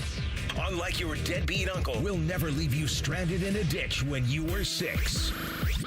This promo may have been a touch too specific. The Fan. Fall is a season of change, and Hinderer Motor Company is turning over a new leaf with big savings. This is Justin Hinderer. Right now, any one of our participating locations is paying up to $3,500 over Kelley Blue Book value. That's right. Drive in your current vehicle and leave with one of ours today. Don't wait. The leaves are falling and so are the prices. At Hinderer Motor Company, we love what moves you. In the military, the mission was clear. You knew what to do. Now, the mission has changed. Stepping into civilian life isn't about finding a job. It's finding your purpose. I wanted a career that would leverage the skills and discipline I gained in the military. IT just felt right. My Computer Career offers class schedules that fit into your life and skills in high demand. Put your VA benefits to work. Visit mycomputercareer.edu/CWP to jumpstart your IT career today. An Elite CompTIA certification partner. Financial aid is available to those who qualify, including VA benefits. Hey, what's up? It's T-Bone. Are you using chat to research your next home improvement project? Well, forget all the prompts. I've got all the details on a company you can trust. For replacement windows and doors without the hassle, just look up Window Nation. They're the real deal. Homeowners across the country love the one-day installation process, especially since Window Nation installers leave your home cleaner than when they started. This month, you could get 50% off all window styles, plus 0 down, 0 interest, and no payments for 2 years. That's a whole lot of savings on top quality windows and doors. And did I mention that Window Nation backs each window with a lifetime transferable warranty? That's on top of team members double and triple checking their work, from initial measurements to final installation. Reach out to Window Nation today to get the windows featured on HGTV's Designing Spaces. And don't forget, this month you could save 50% off on all window styles, plus 0 down, 0 interest, and no payments until 2028. Get your free quote at windownation.com today. That's windownation.com. This is This Date in Reds Baseball with team historian Greg Rhodes. Here's a perfect Father's Day story. In August, Joe Oliver, the Reds starting catcher in the 1990s, became a dad for the second time this August 12, 1992. His wife Kim gave birth to daughter Kara at 2:40 in the afternoon. But Joe wasn't considering paternity leave. The Reds played the Dodgers that night at Riverfront Stadium, and Joe was in the lineup and thinking he should hit a home run for his new baby. And so he did. He broke a scoreless tie in the 5th inning with a 3-run home run, and that was all the Reds needed to beat the Dodgers 3-2. A perfect day full of memories for Joe Oliver. This August 12, 1992, this date in Reds baseball. This Date in Reds Baseball is brought to you by the Cincinnati Reds Hall of Fame and Museum, presented by Dinsmore. Celebrating greatness, preserving history, providing inspiration. I'm John Morgan. There are many reasons to hire Morgan & Morgan for your injury case. Reason number 3. First, all lawyers are not the same. If my family had an injury case and I couldn't hire us, there are only about 3 to 4% of the lawyers out there that I would hire. And here's why. Most of them rarely, if ever, go to trial. They just take the last best offer. Hell, you can do that yourself. Do this. If you're looking for a lawyer, Google Morgan & Morgan results and see what comes up. It may shock you. Then Google the firm you're thinking of hiring and do the same. That may shock you as well. We became the largest injury firm in the world for a reason. We won a lot. $30 billion and counting. Morgan & Morgan, or thepeople.com. Who would I hire? I'd hire us. Morgan & Morgan, Ohio office located at 600 Vine Street, Cincinnati. Prior results do not guarantee a similar outcome. When your joints hurt every day and you've been told you need surgery, you better do your homework. Once a joint is replaced, there is no going back. Hi, it's Tyvis Powell. Before you schedule surgery, consider getting a second opinion from QC Kinetics. Whether you're dealing with pain from bone-on-bone arthritis, a torn meniscus, or years of wear and tear, surgery isn't the only conversation you should have. Talk to Dr. Tesner and his team at QC Kinetics about how they use regenerative treatment to deliver relief to patients like you here in the Columbus area. If you're a good candidate, they'll concentrate tiny healing tools within your body right on the spot that actually causes the pain. The whole idea is to give you a real shot at holding off surgery, or in some cases, even avoiding it altogether. And that's why it makes sense to explore every option before making a decision that can change your life. Don't just accept surgery as your only choice. Call QC Kinetics today for a second opinion and know your options. The conversation and consultation are totally free. Go to QCKinetics/Columbus or call 380-208-4544. That's 380-208-4544. Broadcasting live from the McDaniel GM Superstore Studios. Driving excellence since 1916. Chevrolet. Together, let's drive. WBNS HD1 Columbus. Good afternoon, I'm Tyler Anberg. In 6 fall practices, 3 Buckeyes have lost their black stripes, the latest being freshman defensive back Jay Timmons. Since camp started, Timmons has earned praise from many, including safety Jalen McClain. He just goes hard every day. He had a great offseason, and he just proves it, anytime he's on the field. It just shows that, the coach is trusting him, we trusted him, and that we're expecting him to make plays for us. Timmons flipped his commitment from Florida State to Ohio State. NBA, ESPN reported the Lakers are being sold for a record $12.5 billion to Bob Iger and Josh Kushner, just 1 year after Dodgers owner Mark Walter purchased a controlling stake from the Buss family for $10 billion. Baseball, Guardians visit the Tigers at 6:40. Reds are at the White Sox at 7:40. This update sponsored by High Bank Distillery Co., locally inspired dishes and award-winning cocktails. Visit highbankco.com to make your reservation today. Dine, drink, distill at High Bank. Most shows just skim the surface, but Rothman and Ice feel like the biggest story of the day deserves a closer look. It's time for a deeper dive. Sponsored by Orthopedic One, Central Ohio's most trusted orthopedic practice. Find a physician or location near you at orthopedic1.com. All right, let's get to it. Hour number 3 of the program. Dylan Tyre in the building today, chilling with us. Hope you guys are having a great Wednesday. It's fun, man, because fantasy football just dominates a lot, I think, of headspace for a lot of us, right? It's so entertaining. Like, I enjoy it. I released a draft order during this show for a league that I was commissioner of. I have been, the homies have been hitting me up in the group message wanting the draft order, so I probably need to get to that too. What pick did you get just now? So I'm in 2 leagues. I've explained my Vampire League before. Which I loved, by the way. The Vampire League we're doing, I have the 6th pick, but last night in my league that I've been doing for like 12 years, I got the first overall pick, so I'm excited about that. You brought vampire stuff into my life with the fantasy world. I hadn't heard of that until you mentioned it to me last year. So for the folks that are hearing this for the first time, explain what that is in the fantasy football world. Yeah, so essentially you have your 10-team league or your 12-team league, and you pick who is going to be the vampire. The vampire does not draft a team. They pick up the scraps off the waiver wire when the draft is over, and from there, if they beat you in a head-to-head matchup during the regular season, they can steal somebody off your roster, and they have to trade you a player from that same position out of their starting lineup. So, for example, I lost to the Vampire in week 1 last season, so he could steal, say I had Brock Bowers at tight end. He could steal Brock Bowers from me week 1, and that's how you collectively build your team as the season goes on, and you see where it all shakes out. I love it. So, looking ahead to the fantasy season, I think Bijan Robinson, Jahmyr Gibbs, Puka, Jamar, all those guys go into, drafts healthy. Those guys are getting drafted really, really high.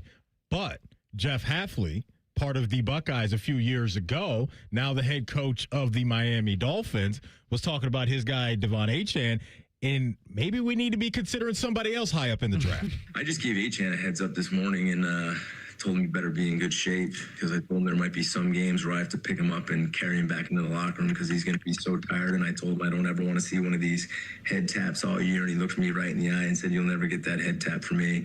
I said, "Don't worry, buddy. After you touch the ball 40, 45 times, I might have to pick you up and I'll carry you back into the locker room."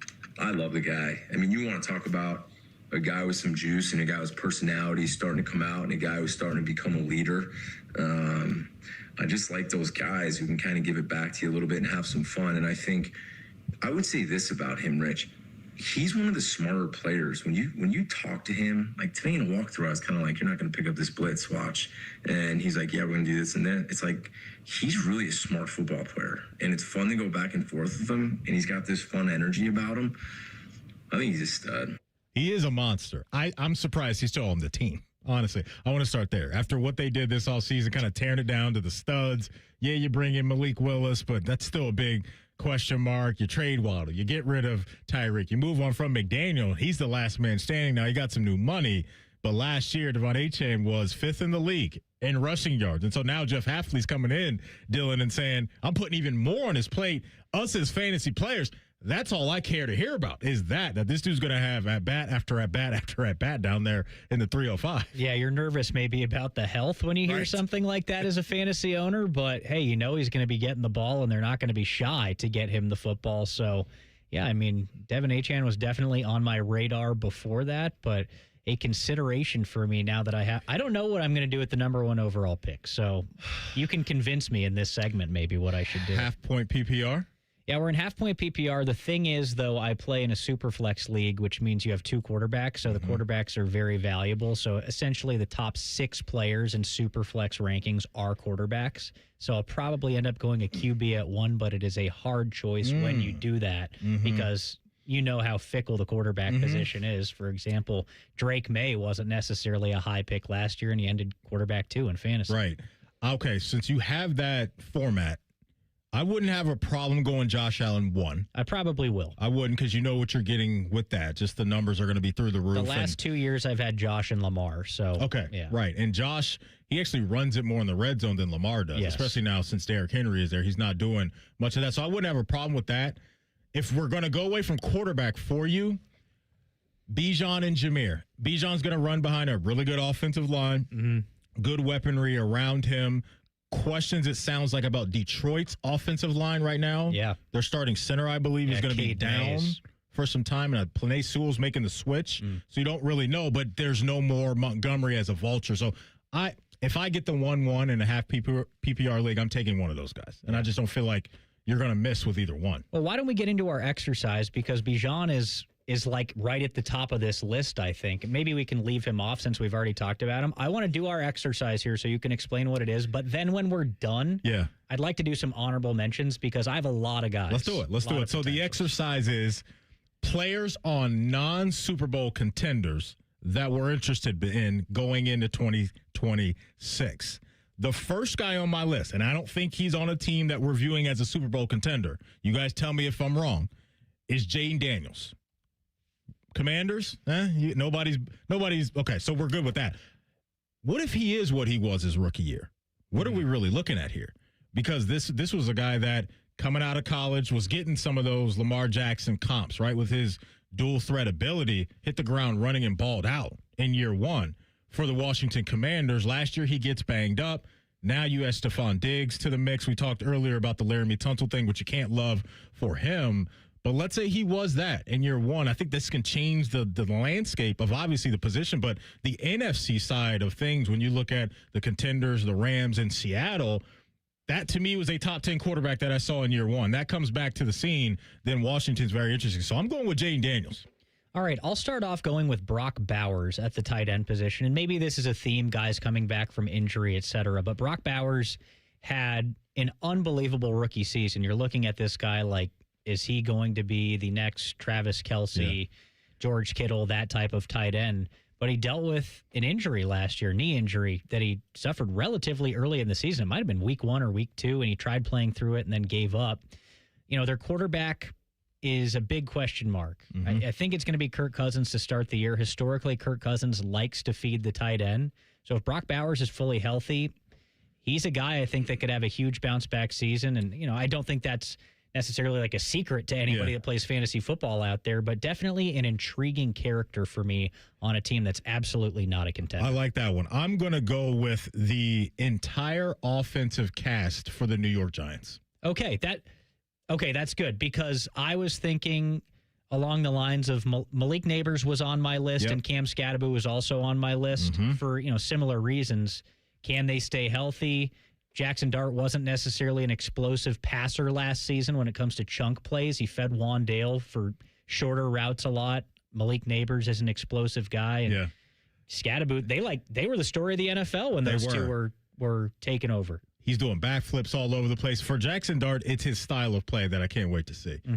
Has he learned from what happened last year? Just get down. Get out of bounds. Will John Harbaugh's experience with Lamar Jackson help Jackson Dart? I think that's a good point, right? And so you bring in Isaiah Likely to add to the weapons that are already there. On paper, it looks the part, but you're talking about guys coming back from injuries, a new face on offense, and a tight end that sounds like he's got some good chemistry going on with Jackson Dart.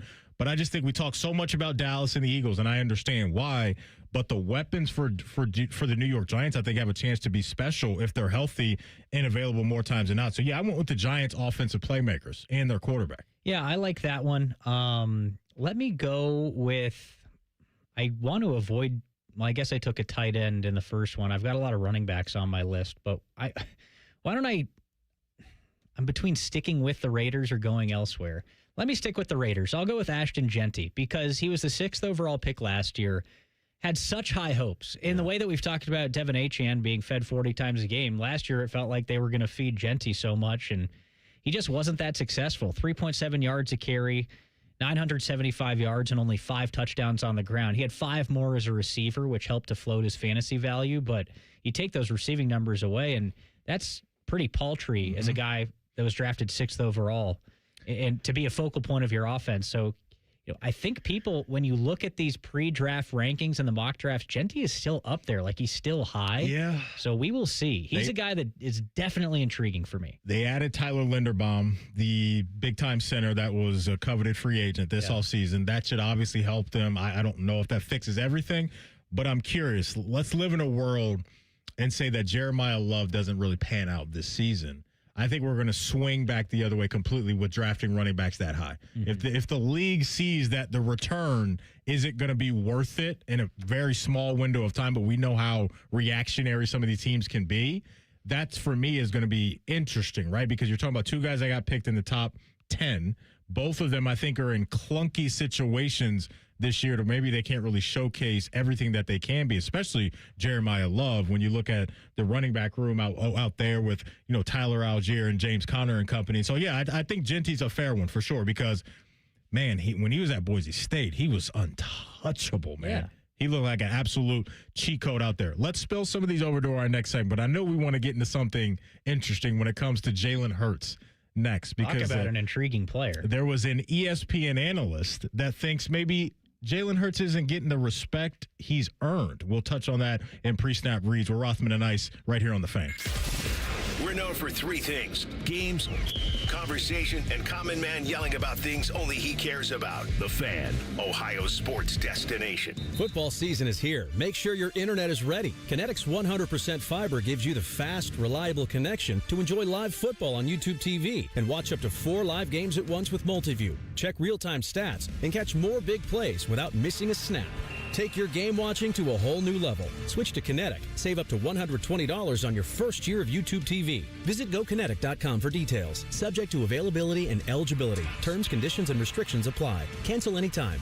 Kinetic. Internet better. At BMI Federal Credit Union, we believe it's never too early to build smart financial habits. Open a savings account for the youth in your life with just $5, and we will put $100 into a youth certificate. Visit bmifcu.org/youth. Feels like every football season starts the same. June becomes August in the blink of an eye. Eric Reeser here. The older I get, the more I need to stay physically and mentally ready for the grind. The team over at Hydrate Me Med Spa has been my go-to over the last 2 seasons. Their IV treatments provide vitamins, antioxidants, and natural energy enhancements. 4 locations: Grandview, Powell, New Albany, and Granville. Most treatments take less than 30 minutes, and if you're like me and not a fan of needles, their medically trained nursing staff makes the experience a breeze. Look your best, feel your best, book your drip at hydratememedSpa.com. When it's too hot to go out, it's definitely too hot for your AC to go out. The Waterworks Heating and Cooling Pros are here to help. We offer fast repair and AC replacement for any cooling system when you need it. Plus, we're a premier Lennox dealer dealer and can install an energy-efficient system for a great price. Call The Waterworks at 614-232-2222 or visit us online at thewaterworks.com. The Waterworks. Better care, better value,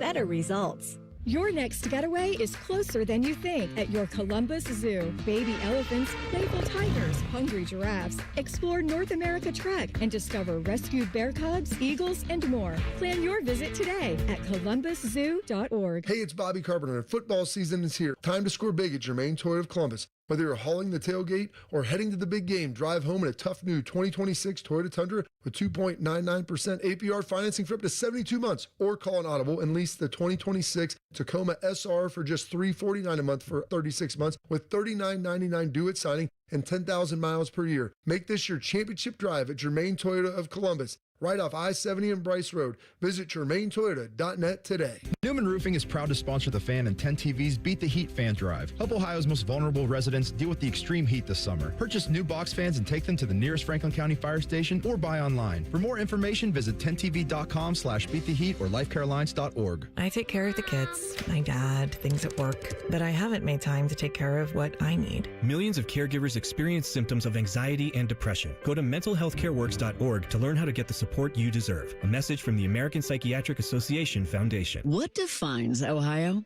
A place that dares to go first and never looks back. There's no slowing us down. At Jobs Ohio, our mission is clear. Strengthen job opportunities and empower Ohio's workforce. Another reason why Ohio is now ranked the #1 state for business by CNBC. This is what unstoppable feels like. We did it together, Ohio. Our time is now. See Ohio's momentum at jobsohio.com/Ohio's time. Hey, I'm Ruben. My band and I have a new song we're getting ready to record this weekend. I'm also a tow truck driver. When you move over and slow down, you're not only giving me room to work, you're making sure I get to go home at the end of the day and see my bandmates. Roadside workers have lives and families, but when they're on the job, they put it all on the line to protect and serve us. When you see flashing lights, remember, they're not just roadside workers. Thank you for moving over and slowing down. Common Man and Timmy. I'm getting thicker and fuller. We have to even it out. Yeah, but all right, Matt, I'm getting much more attractive. You're getting much uglier. Common Man and Timmy Afternoons on the Fan is sponsored by the Hinderer Motor Company. Fan weather. From the Logan AC and Heat Services Weather Center. Your Wednesday forecast is trending much drier today after we had multiple rounds of severe thunderstorms yesterday. Highs right around the low 80s, and you'll have a light breeze to get you through the rest of the afternoon. But we do still have a chance of seeing some isolated showers and storms continued for your Wednesday forecast. Tonight, trending much drier as well, with lows right around the 60s. I'm your 10 Weather Impact meteorologist, Lily Aldridge, 97.1 The Fan. T-Bone and Tyvus are everything you want in a delicious breakfast. Lots of empty calories, no nutritional value. Weekday mornings from 6 to 9. The Fan. Rothman and Ice present Pre-Snap Reads. Sponsored by Dr. Mark Levy. If you're snoring and not sleeping, call Dr. Mark Levy today at 1-800-MORE-SLEEP. All right, let's get to it. If you're just now joining us, by the way, Dylan Tyre in the house. In our previous segment, we were ripping through some players that we're interested in going into 2026 that aren't on Super Bowl contenders. We could do that all day with some of the big dogs around the sport. But let's look at some of the teams that may be picking fairly high in next year's draft. So I had Jaden Daniels on my list, which maybe they won't be. And then I had the offensive playmakers for the New York Giants on my list so far. Dylan, fill the folks in on what you got cooking up over there. I had Brock Bowers and Ashton Genty, Okay. so 2 key pieces for the Raiders. We each have one more pick. I'm going down to Nolans. Oh. Tyler Shuck, what are you, man? I love Tyler Shuck. What is he? Because he finished the season strong a year ago. Sometimes that can be fool's gold trickery down the stretch, right, where teams aren't really playing all their guys and all of that stuff. But collectively, you look at the last handful of games for him. Only 1 interception down the stretch, a passing touchdown in every single one, had a rushing touchdown in the game, in the last game as well. The only question, or one of the questions about him coming out of college was the health, right? Is he available? I remember Lewis Riddick banging the table for him in that draft class, and that's the guy that I would bet on. And so if the body holds up, the arm talent seems to be there, I like the weaponry around him now, especially with Chris Olave, and congrats to him for getting a new bag. You add Jordan Tyson now to the mix. Speaking of guys that have that tag attached to them as far as health, he's another one of them. But I'm interested in Tyler Shuck in that division because if he is the dude, you start to look around and the outlook of that NFC South. Atlanta's uncertain about their quarterback future. Baker and Tampa, are they going to figure it out? And I think for some, they're going to want to see a little bit more from Bryce Young in Carolina. So y'all round this thing out with Tyler Shuck, DT. Yeah, Saints are my pick to win that division this year because of Tyler Shuck. If you're out there and you're like, what are you guys talking about? I watched a lot of Saints games at the end of last season because I may or may not have had a wager on Tyler Shuck to win Rookie of the Year. He's good. He's good, and they're good with him. I think so. For every reason you just talked about, I'm excited to watch them this year. My last pick is going to be Jeremiah Love. 3rd overall pick at running back. I just got done talking about Ashton Genty and his failures last season. What are we going to see from Jeremiah Love in an offense that has great talent at the tight end position? Trey McBride is also a potential pick here. Unknown talent at the wide receiver spot. Michael Wilson flashed last year, and we're still waiting on Marvin Harrison Jr., but Jeremiah Love has got to share the backfield potentially with Tyler Algier and James Conner. Like Bijan Robinson, another guy on my list. Yeah. He led the NFL in scrimmage yards last year, finally, because they started giving him the ball more than Tyler Algier. And where did Tyler Algier go?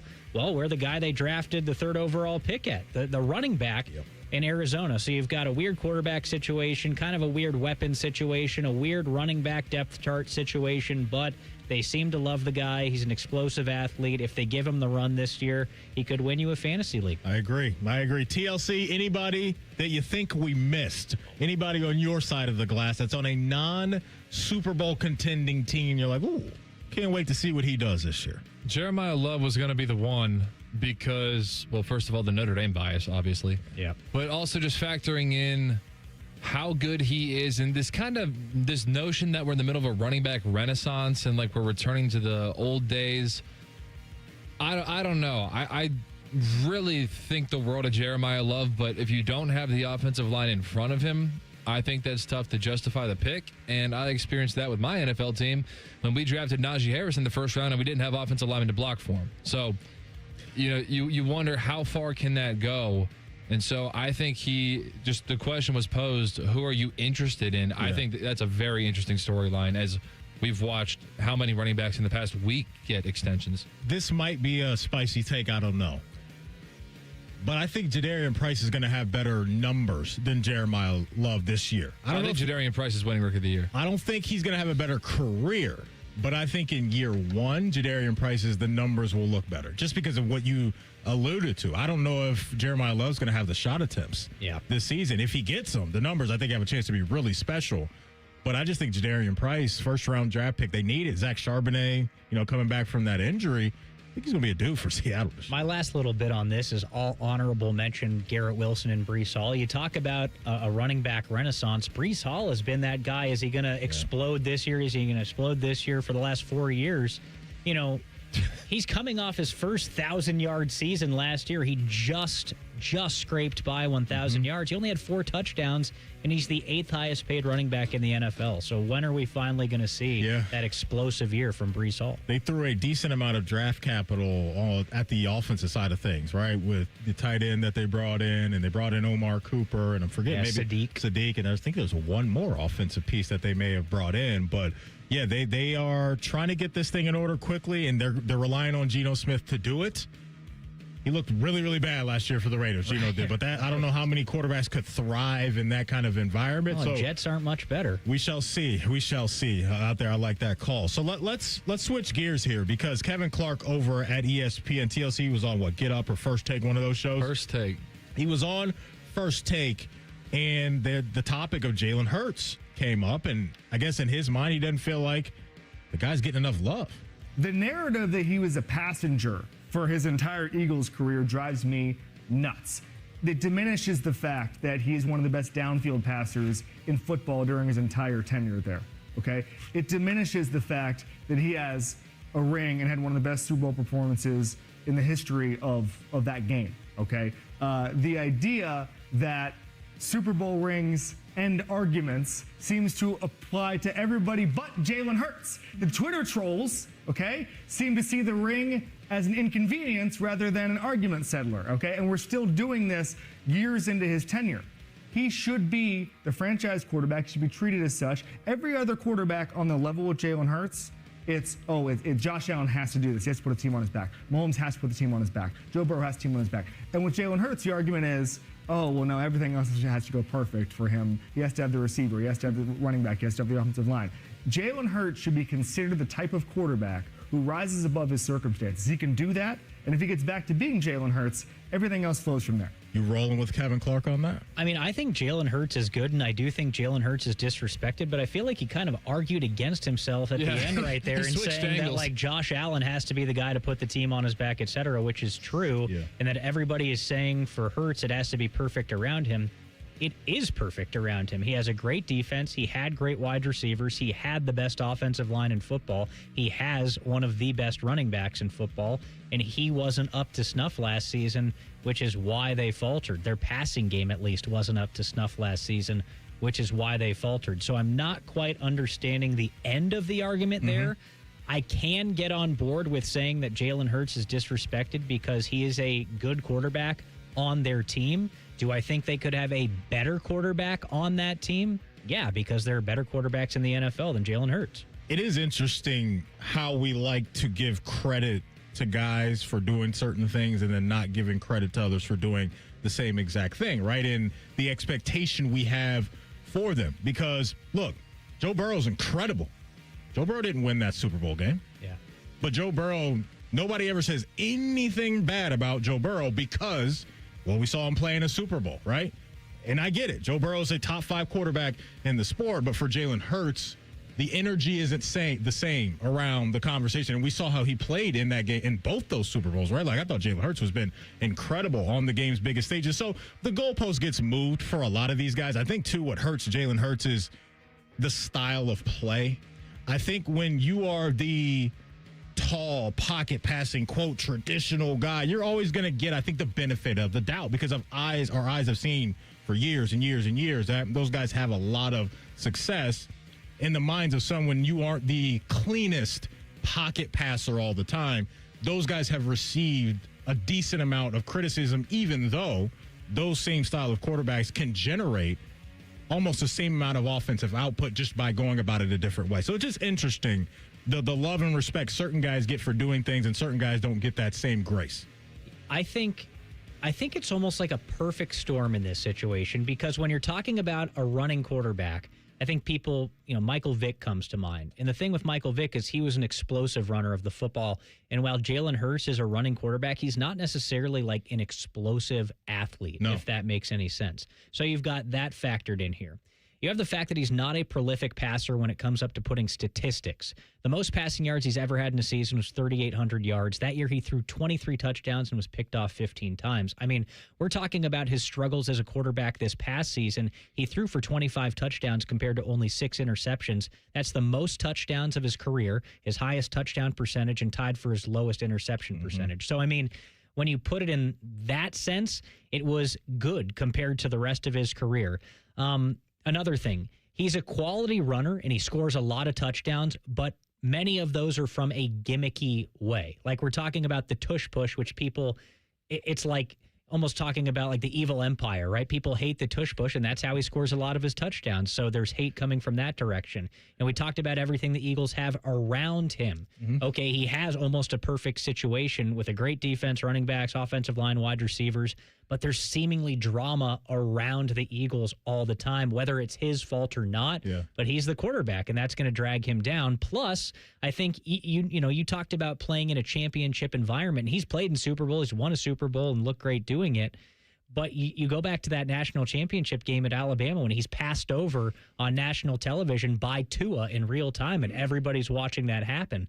I mean, I'm talking about this being a perfect storm, and I think all of these factors play into why he may be disrespected. It's crazy, man. It's crazy. I just think it's unfortunate. He's probably going to have to win the darn Super Bowl and probably be really, really incredible in doing so to get, I think, full credit from everybody. And some quarterbacks are put in that position. Some aren't. I'll never really understand why. Coming up, a change to one of college football's weirdest rules has finally been changed. We'll talk about it next in 2 minutes with Rothman and Ice right here on The Fan. I'm Ultima Morgan. Morgan & Morgan isn't just an injury firm. It's our family's life work. It's my husband, it's my sons, it's me. When we take a case, we see a family just like ours. $30 billion recovered is something I'm proud of. But what I'm really proud of are the families we stood beside. It's an honor to fight for you when you need our support the most. Morgan & Morgan, for the people and your family. Morgan & Morgan, Ohio office located at 600 Vine Street, Cincinnati. Prior results do not guarantee a similar outcome. Common Man and Timmy has been voted the dumbest show in America. What size pant are you in? That's a Puma pants, and you know that it's wrong. It's a 38. Here's a comment from a real listener. I just started listening to the stupid show. It's minimal sports discussion with large amounts of absolute nonsense. Why don't you just put on a sundress and sashay around the town square? Common Man and Timmy reaching new heights of stupid. Weekdays from 3 to 6 on The Fan, Ohio's nonsense destination. Recalculating route. Estimated arrival time. Never. I'm Dr. Kandula, founder of Advent. For people with nasal congestion, sinus pressure, sleep apnea, snoring, or allergies, finding a solution feels like a never-ending road trip. First stop, my primary doctor. Then the pharmacy. Then a sleep specialist. Then an ENT. What if there was just one destination to treat your problems for good? Welcome to Advent, your one stop for breathing and sleep relief for over 20 years. Unlike other practices, we focus exclusively on these conditions, so you get comprehensive care. 96% of patients with severe nasal breathing issues report improvement. Plus, most insurance is accepted for these effective 20-minute in-office treatments. You have arrived at Clear Breathing.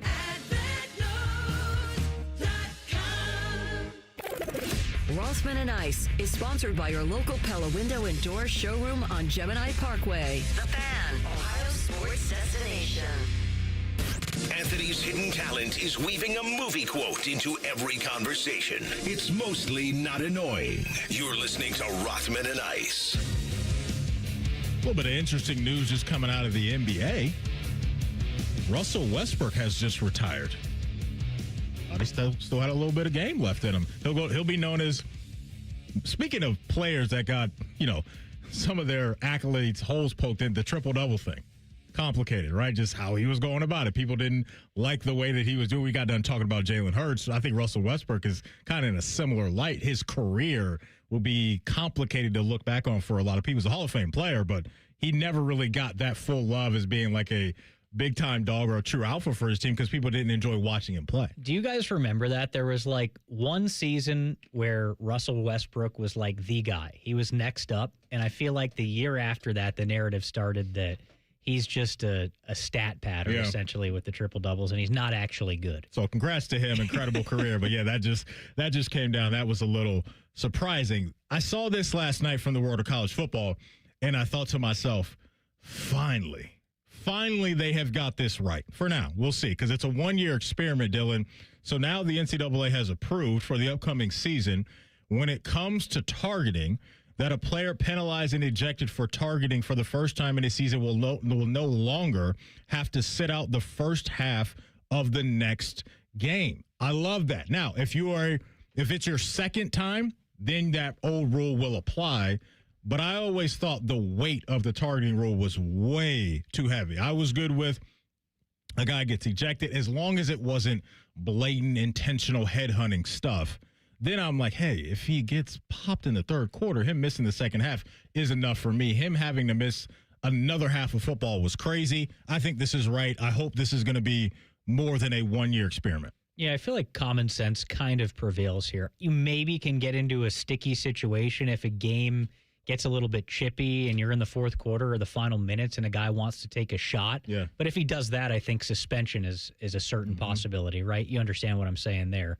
But I like it. I mean, I'm with you. Like, I think being ejected from the game plus the penalty is enough. Yeah. And then if you're a repeat offender, that changes. It makes perfect sense to me. I agree. Well, one of your least favorite rules in sports is what? Something that just irritates you when this is called, this isn't called, or something in that realm of sports where you're like, I'd either like to get rid of that or I want to clean this up or add something to the world? Oh, man, that's a good question because there really are so many. I would go with maybe that, defensive holding or pass interference is one that, of course, is really, really tough. There are so many in hockey, with that being my day job. The boarding call is always a big one in hockey. The review of the offsides in hockey now is always a point of contention. So maybe just go back to the old days where you can't quite review everything. There are so many, but I think that hockey one is a big one for me. I'm off the pass interference that gets you the spot. Like the whole, hey, I could just throw it down there. I am done with that. That's a good one. And we get 40 yards on this play. No, PI across the board just needs to be 15 yards, in my opinion. The spot foul on the PI, I don't like that one at all. I go back to that AFC title game, Jaguars-Patriots, when there was that PI at like the 5-yard line, and the Jaguars looked like they were going to beat the Patriots, and the Patriots benefited from that. I'm with you. I maybe get rid of that spot foul for pass interference. TLC, you got a rule that you're like, hey, let's go ahead and bury that one. I think one of the most unfair things in sports is forward progress. I think it's ridiculous that you can stack up every offensive lineman on your team behind your running back and push them as far as you can. The second the defense establishes any momentum whatsoever, we got to call the play dead. That's a tremendous point because I feel like that is a newer thing where at least in college, remember the Bush push, you weren't allowed to push the running back like that. In the NFL now, it happens all the time. They get behind the guy and offensive linemen one after another. It's like a ladder. Now it's a rugby scrum. Yeah. So are you guys anti-tush push then? No, I just think the defense should be able to push you back as far as they can before you fall. And so if they have 3 guys and 2 of them are pushing and one of them is holding you up so that way you can't fall to the ground, then if you lose 20 yards, you lose 20 yards. Fair. And you know what? Hit the squat rack if you don't like it. And here's this for me. It's called the tush push because they are pushing his tush. I think if we're talking about what you're talking about, TLC, that part has to get banned. I think the problem that people have with the tush push is the action of the offensive lineman and the potential false starts. Yeah. That's okay. I think it's the actual pushing of the player that seems gimmicky to a lot of people. That seems gimmicky. But I also don't want to hear the crying from other teams in the league because you have an opportunity to do this as well. For sure. Like the teams, I can understand how fans, you don't enjoy watching that. But if you're, I don't know, the Falcons or the Browns or the Packers or whoever's been complaining about it, do it yourself. It was also not as successful last season because teams are coming away with ways to stop it. Right. So adjust, adapt. I think there was a game against Washington. Remember the guy just kept jumping over the line? Frankie Louvu. That's why that actually people made the argument that it should be banned because of that, because the guy just kept doing it over and over. And the ref threatened to just call him a touchdown anyway. I remember that. I think one of the worst things in sports too, I don't know if this is a rule necessarily, depending on how we do it. I think we need to make rules about reviews because these 5-minute reviews, and I also think we need to get rid of the whole term of like the call on the field stands. The idea that you can watch a replay at multiple angles, slow motion for multiple minutes, and then say, I don't know, so I'll just go with what I called when I saw it from one angle at breakneck speed. That's more reliable than all of these reviews that I just checked out. That makes no sense. To that point, I think we need more common sense catch rules. Like we do these reviews to review a catch, and sometimes you don't know. Just if it looks like a catch, it's a catch. I think you should put a 24-second shot clock. For the reviews, you can probably catch 3 or 4 angles in that process. I think that it should be, you do it old school too. You can have the ref go under the curtain and exactly. The curtain was amazing. The ref goes under the curtain. He's looking at the exact same angles that you have on the scoreboard, the exact same angles that you have on the TV at home. And then the screens go black at 24 seconds. You have to make a call based on what you saw. Let's also get rid of the time the chain gang takes, even though the chain gang is cool. And also the replay at the goal line. Just toss a chip in the football and do it like they do tennis. 1,000%. Like so Baseball's simple. doing that right now, and everybody loves it. Yeah. You could have a great, I don't know it wouldn't be called ABS because it's not automated balls and strikes. But you get whatever Hawkeye system that you could put in the football to determine ALOS, automated line of scrimmage, whatever. Exactly. Write that down. Yeah. Something like that. You gonna give me a cut of that? Whatever. I was here when you. You can take it. I don't even need it. Automated yard to gain. There we go. Right. Hey, real quick, just in the world of basketball, something that drives me nuts is when the offensive player pump fakes a guy. literally jumps into the defender, and the defender gets called for a foul. That's a bad one, Please, let's end that. That's not a defensive foul. That's an offensive foul. I don't know why they get the grace of that being a call on the defense when they're clearly initiating the contact with the defender. That is a great Drives call. me insane. Drives me insane. Before we go to break, this coming out of Atlanta, Tua Tagovailoa is going to be the starter for Friday's preseason game for the Atlanta Falcons. Michael Penix's not really up to speed just yet, so this isn't anything truly groundbreaking, but out of the gate, it looks like Tua is going to get the first crack at this thing, Dylan. Yeah, that makes sense to me. I think he's going to be their starting quarterback. Like, I don't see why he wouldn't be their starting quarterback. Usually that's, I think, when new head coach, new regime comes in, there's a quarterback in place, they make the decision to bring in someone else.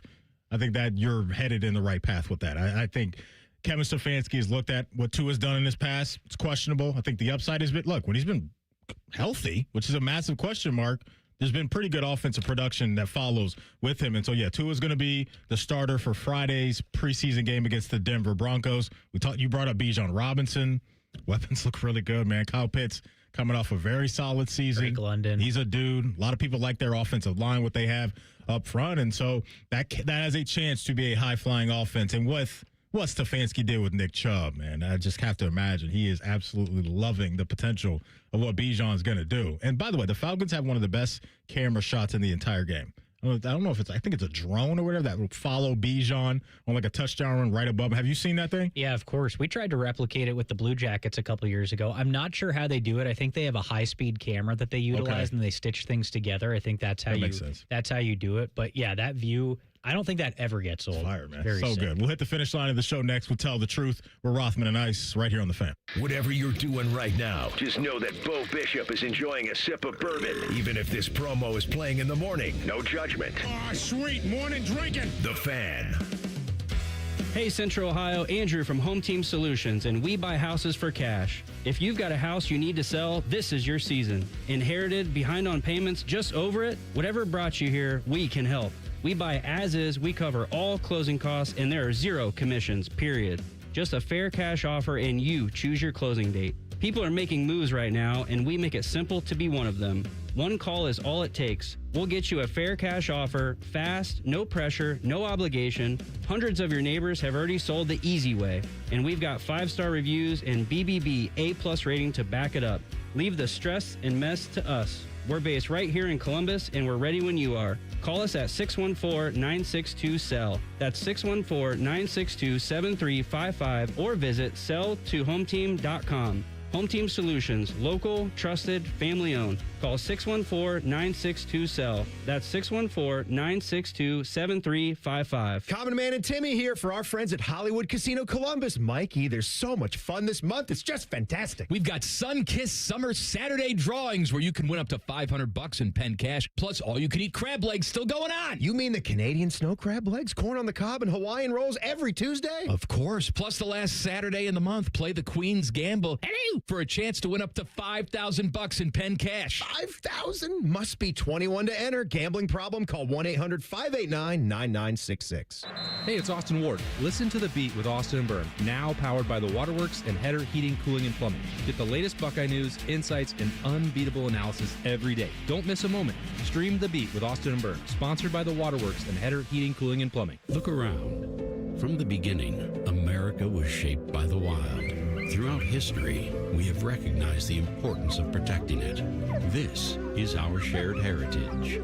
But today we're divided and don't always see eye to eye. Except for our love of wildlife and wild places they and we call home. But our wildlife is disappearing, and when they're gone, we all pay the price. Out here, there's no left or right. There's only right and wrong. Join Defenders of Wildlife and stand for what's right. For nearly 80 years, we've been the leading voice for wildlife, showing up in your communities, on Capitol Hill, defending America's lands and animals. Because in our love for what we share, we are closer than you think. Be a wildlife defender. Learn more at defenders.org. Disasters strike, fires, hurricanes, earthquakes. Direct Relief delivers. No politics, no red tape. Direct Relief is a lifeline to people in crisis. So check them out at directrelief.org. And if you can, donate. Relax and let Kroger Delivery handle your grocery shopping this week. We start with only the freshest items. Then carefully pack your order in our refrigerated trucks. And our cool trucks keep your food fresh right to your door. Fresh groceries your way with Kroger Delivery. And right now, you can save $20 on your first delivery order. Kroger, fresh for everyone. Football season is here. Make sure your internet is ready. Kinetic's 100% fiber gives you the fast, reliable connection to enjoy live football on YouTube TV and watch up to 4 live games at once with Multiview. Check real-time stats and catch more big plays without missing a snap. Take your game watching to a whole new level. Switch to Kinetic. Save up to $120 on your first year of YouTube TV. Visit GoKinetic.com for details. Subject to availability and eligibility. Terms, conditions, and restrictions apply. Cancel anytime. Kinetic. Internet better.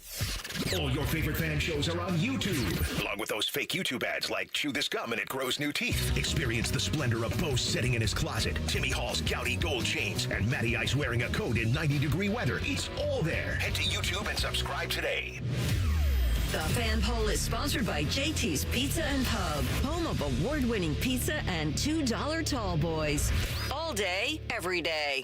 Tell the truth with Rothman and Ice. Sponsored by McDaniel GM Superstore. Driving excellence since 1916. Chevrolet. Together, let's drive.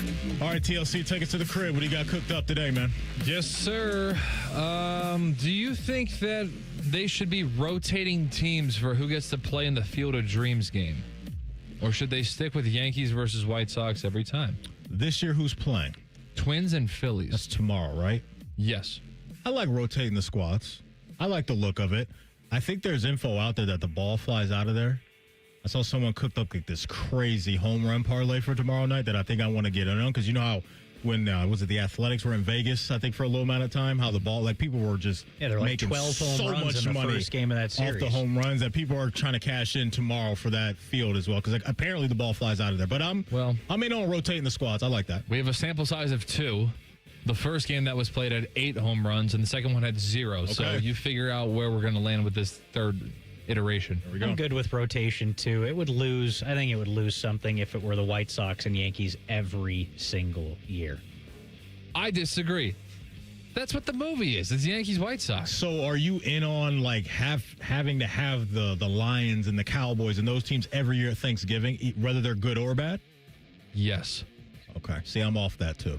I want to watch good teams play. Like if the Lions were 3 and whatever, I'd be like, I wouldn't watch the game, you know? Well, there's no other game on, so what else are you going to watch? Put another team in there. Oh, it's good. I just don't think certain you teams wouldn't watch the game if the Lions were 3-13. I wouldn't. That'd be my nap, because I always got to get a nap break on Thanksgiving. There's one game where I got to get a nap. Play at 12:30. We eat early, man. We eat early. Please. So the itis might be settling in early. We do eat early for Thanksgiving. They start playing before you're at the dinner table. I don't know. We've done some high noon Thanksgivings. What? Yeah, man. I got to go back to something. Is Field of Dreams purely Yankees, White Sox, or is it the Black Sox and then various other major league players? Because you got Moonlight Graham, who was a representative of the Giants, I believe. I couldn't tell you off the top of my head, but I was confident originally, and now I do have to stay here. I don't know if it's purely those two teams. It might be a collection of guys. Guess I got to go rewatch the movie now. I mean, there's nothing wrong with that. It's a great flick. I was pretty sure that it was White Sox and Yankees. Somebody out there, help us out. Can we do like the fastest call-in of all time to tell us who's wrong here? YouTube chat will get us. In the meantime, the JT's Pizza and Pub fan poll. This was actually yesterday's. I just never got to it, but I liked it. Who is the most hated team in college football? Notre Dame, Ohio State, Texas Tech, or someone else? Notre Dame, Ohio State, Texas Tech, or someone else. I think this would have been a landslide if Sorsby was still playing, right? Like, I feel like if he somehow, some way was able to finesse the system, play for Texas Tech this year, I think that would have been a slam dunk. I think some of the venom's been removed from the equation. I think this is more of a Like Texas Tech doesn't have any built-up stock from any other year besides like right now. I guess people could be annoyed with just all the money that they're spending. I don't know. I don't think Texas Tech is a villain anymore. Well, do you? I'd put Bama on that list before Texas Tech. So you go other. Yeah, I'd probably say, people hate Ohio State outside of here. People are sick of Notre Dame because of all the love that they get nationally. But I think Bama's got to be on there for sure. I'd go outside. Yeah, I'm going other as well. Wherever Lane Kiffin is, too. Strong chance for LSU to be that. That's for sure. Good call. All right, so I think the answer, not to be sensitive, but I think the answer is Notre Dame because I've been hearing it my entire life. I think that, I don't know, you for the sake of this exercise, you can't really do the SEC collectively, although I think there are a lot of people who would try to. That's why you can beat up on Notre Dame, I think, because there's no conference. All the teams in conference can beat up on them because they're the weird outsider. Now, does Michigan factor in at all? I do think that, too. With Connor Stallions and Sharon Moore? I would agree, yes. So where would they... I still think Notre Dame's number one because they're not like a... there's no spot on the timeline where you hate Notre Dame. Everybody who doesn't love them hates them, and they hate them every single year. Texas Tech was only on this because of Sorsby. And so that's going to have an expiration date very, very soon. I would wonder if Alabama's already expired. They're close to it, I would say. Because I think people are kind of laughing at Kalen DeBoer and talking about how, Tuscaloosa's not going to put up with you very long. Yeah, right. Nick Saban Bama's on there for sure. Mm-hmm. Yeah. Mm-hmm. And so, Death Star. Yeah. I like your argument about wherever Lane Kiffin goes, he automatically inherits somewhere. He's somewhere on the podium. When do we get Maybe there with a bronze medal? But when do we get here with Indiana and Signetti? Because right now I still think it's the second they stop winning. They're cute. It's a fun story, but if they win too much, it becomes the Saban thing. Because Signetti, I think, talks a little bit more. Right. Than That's Saban why too. I'm bringing them up. And I think people like Signetti right now because he says what's on his mind and he backs it up and it's kind of fun and everything. But at some point, I think that can get exhausting for people. It's an interesting point because I feel like every year we discount Indiana. It's going to end at some point.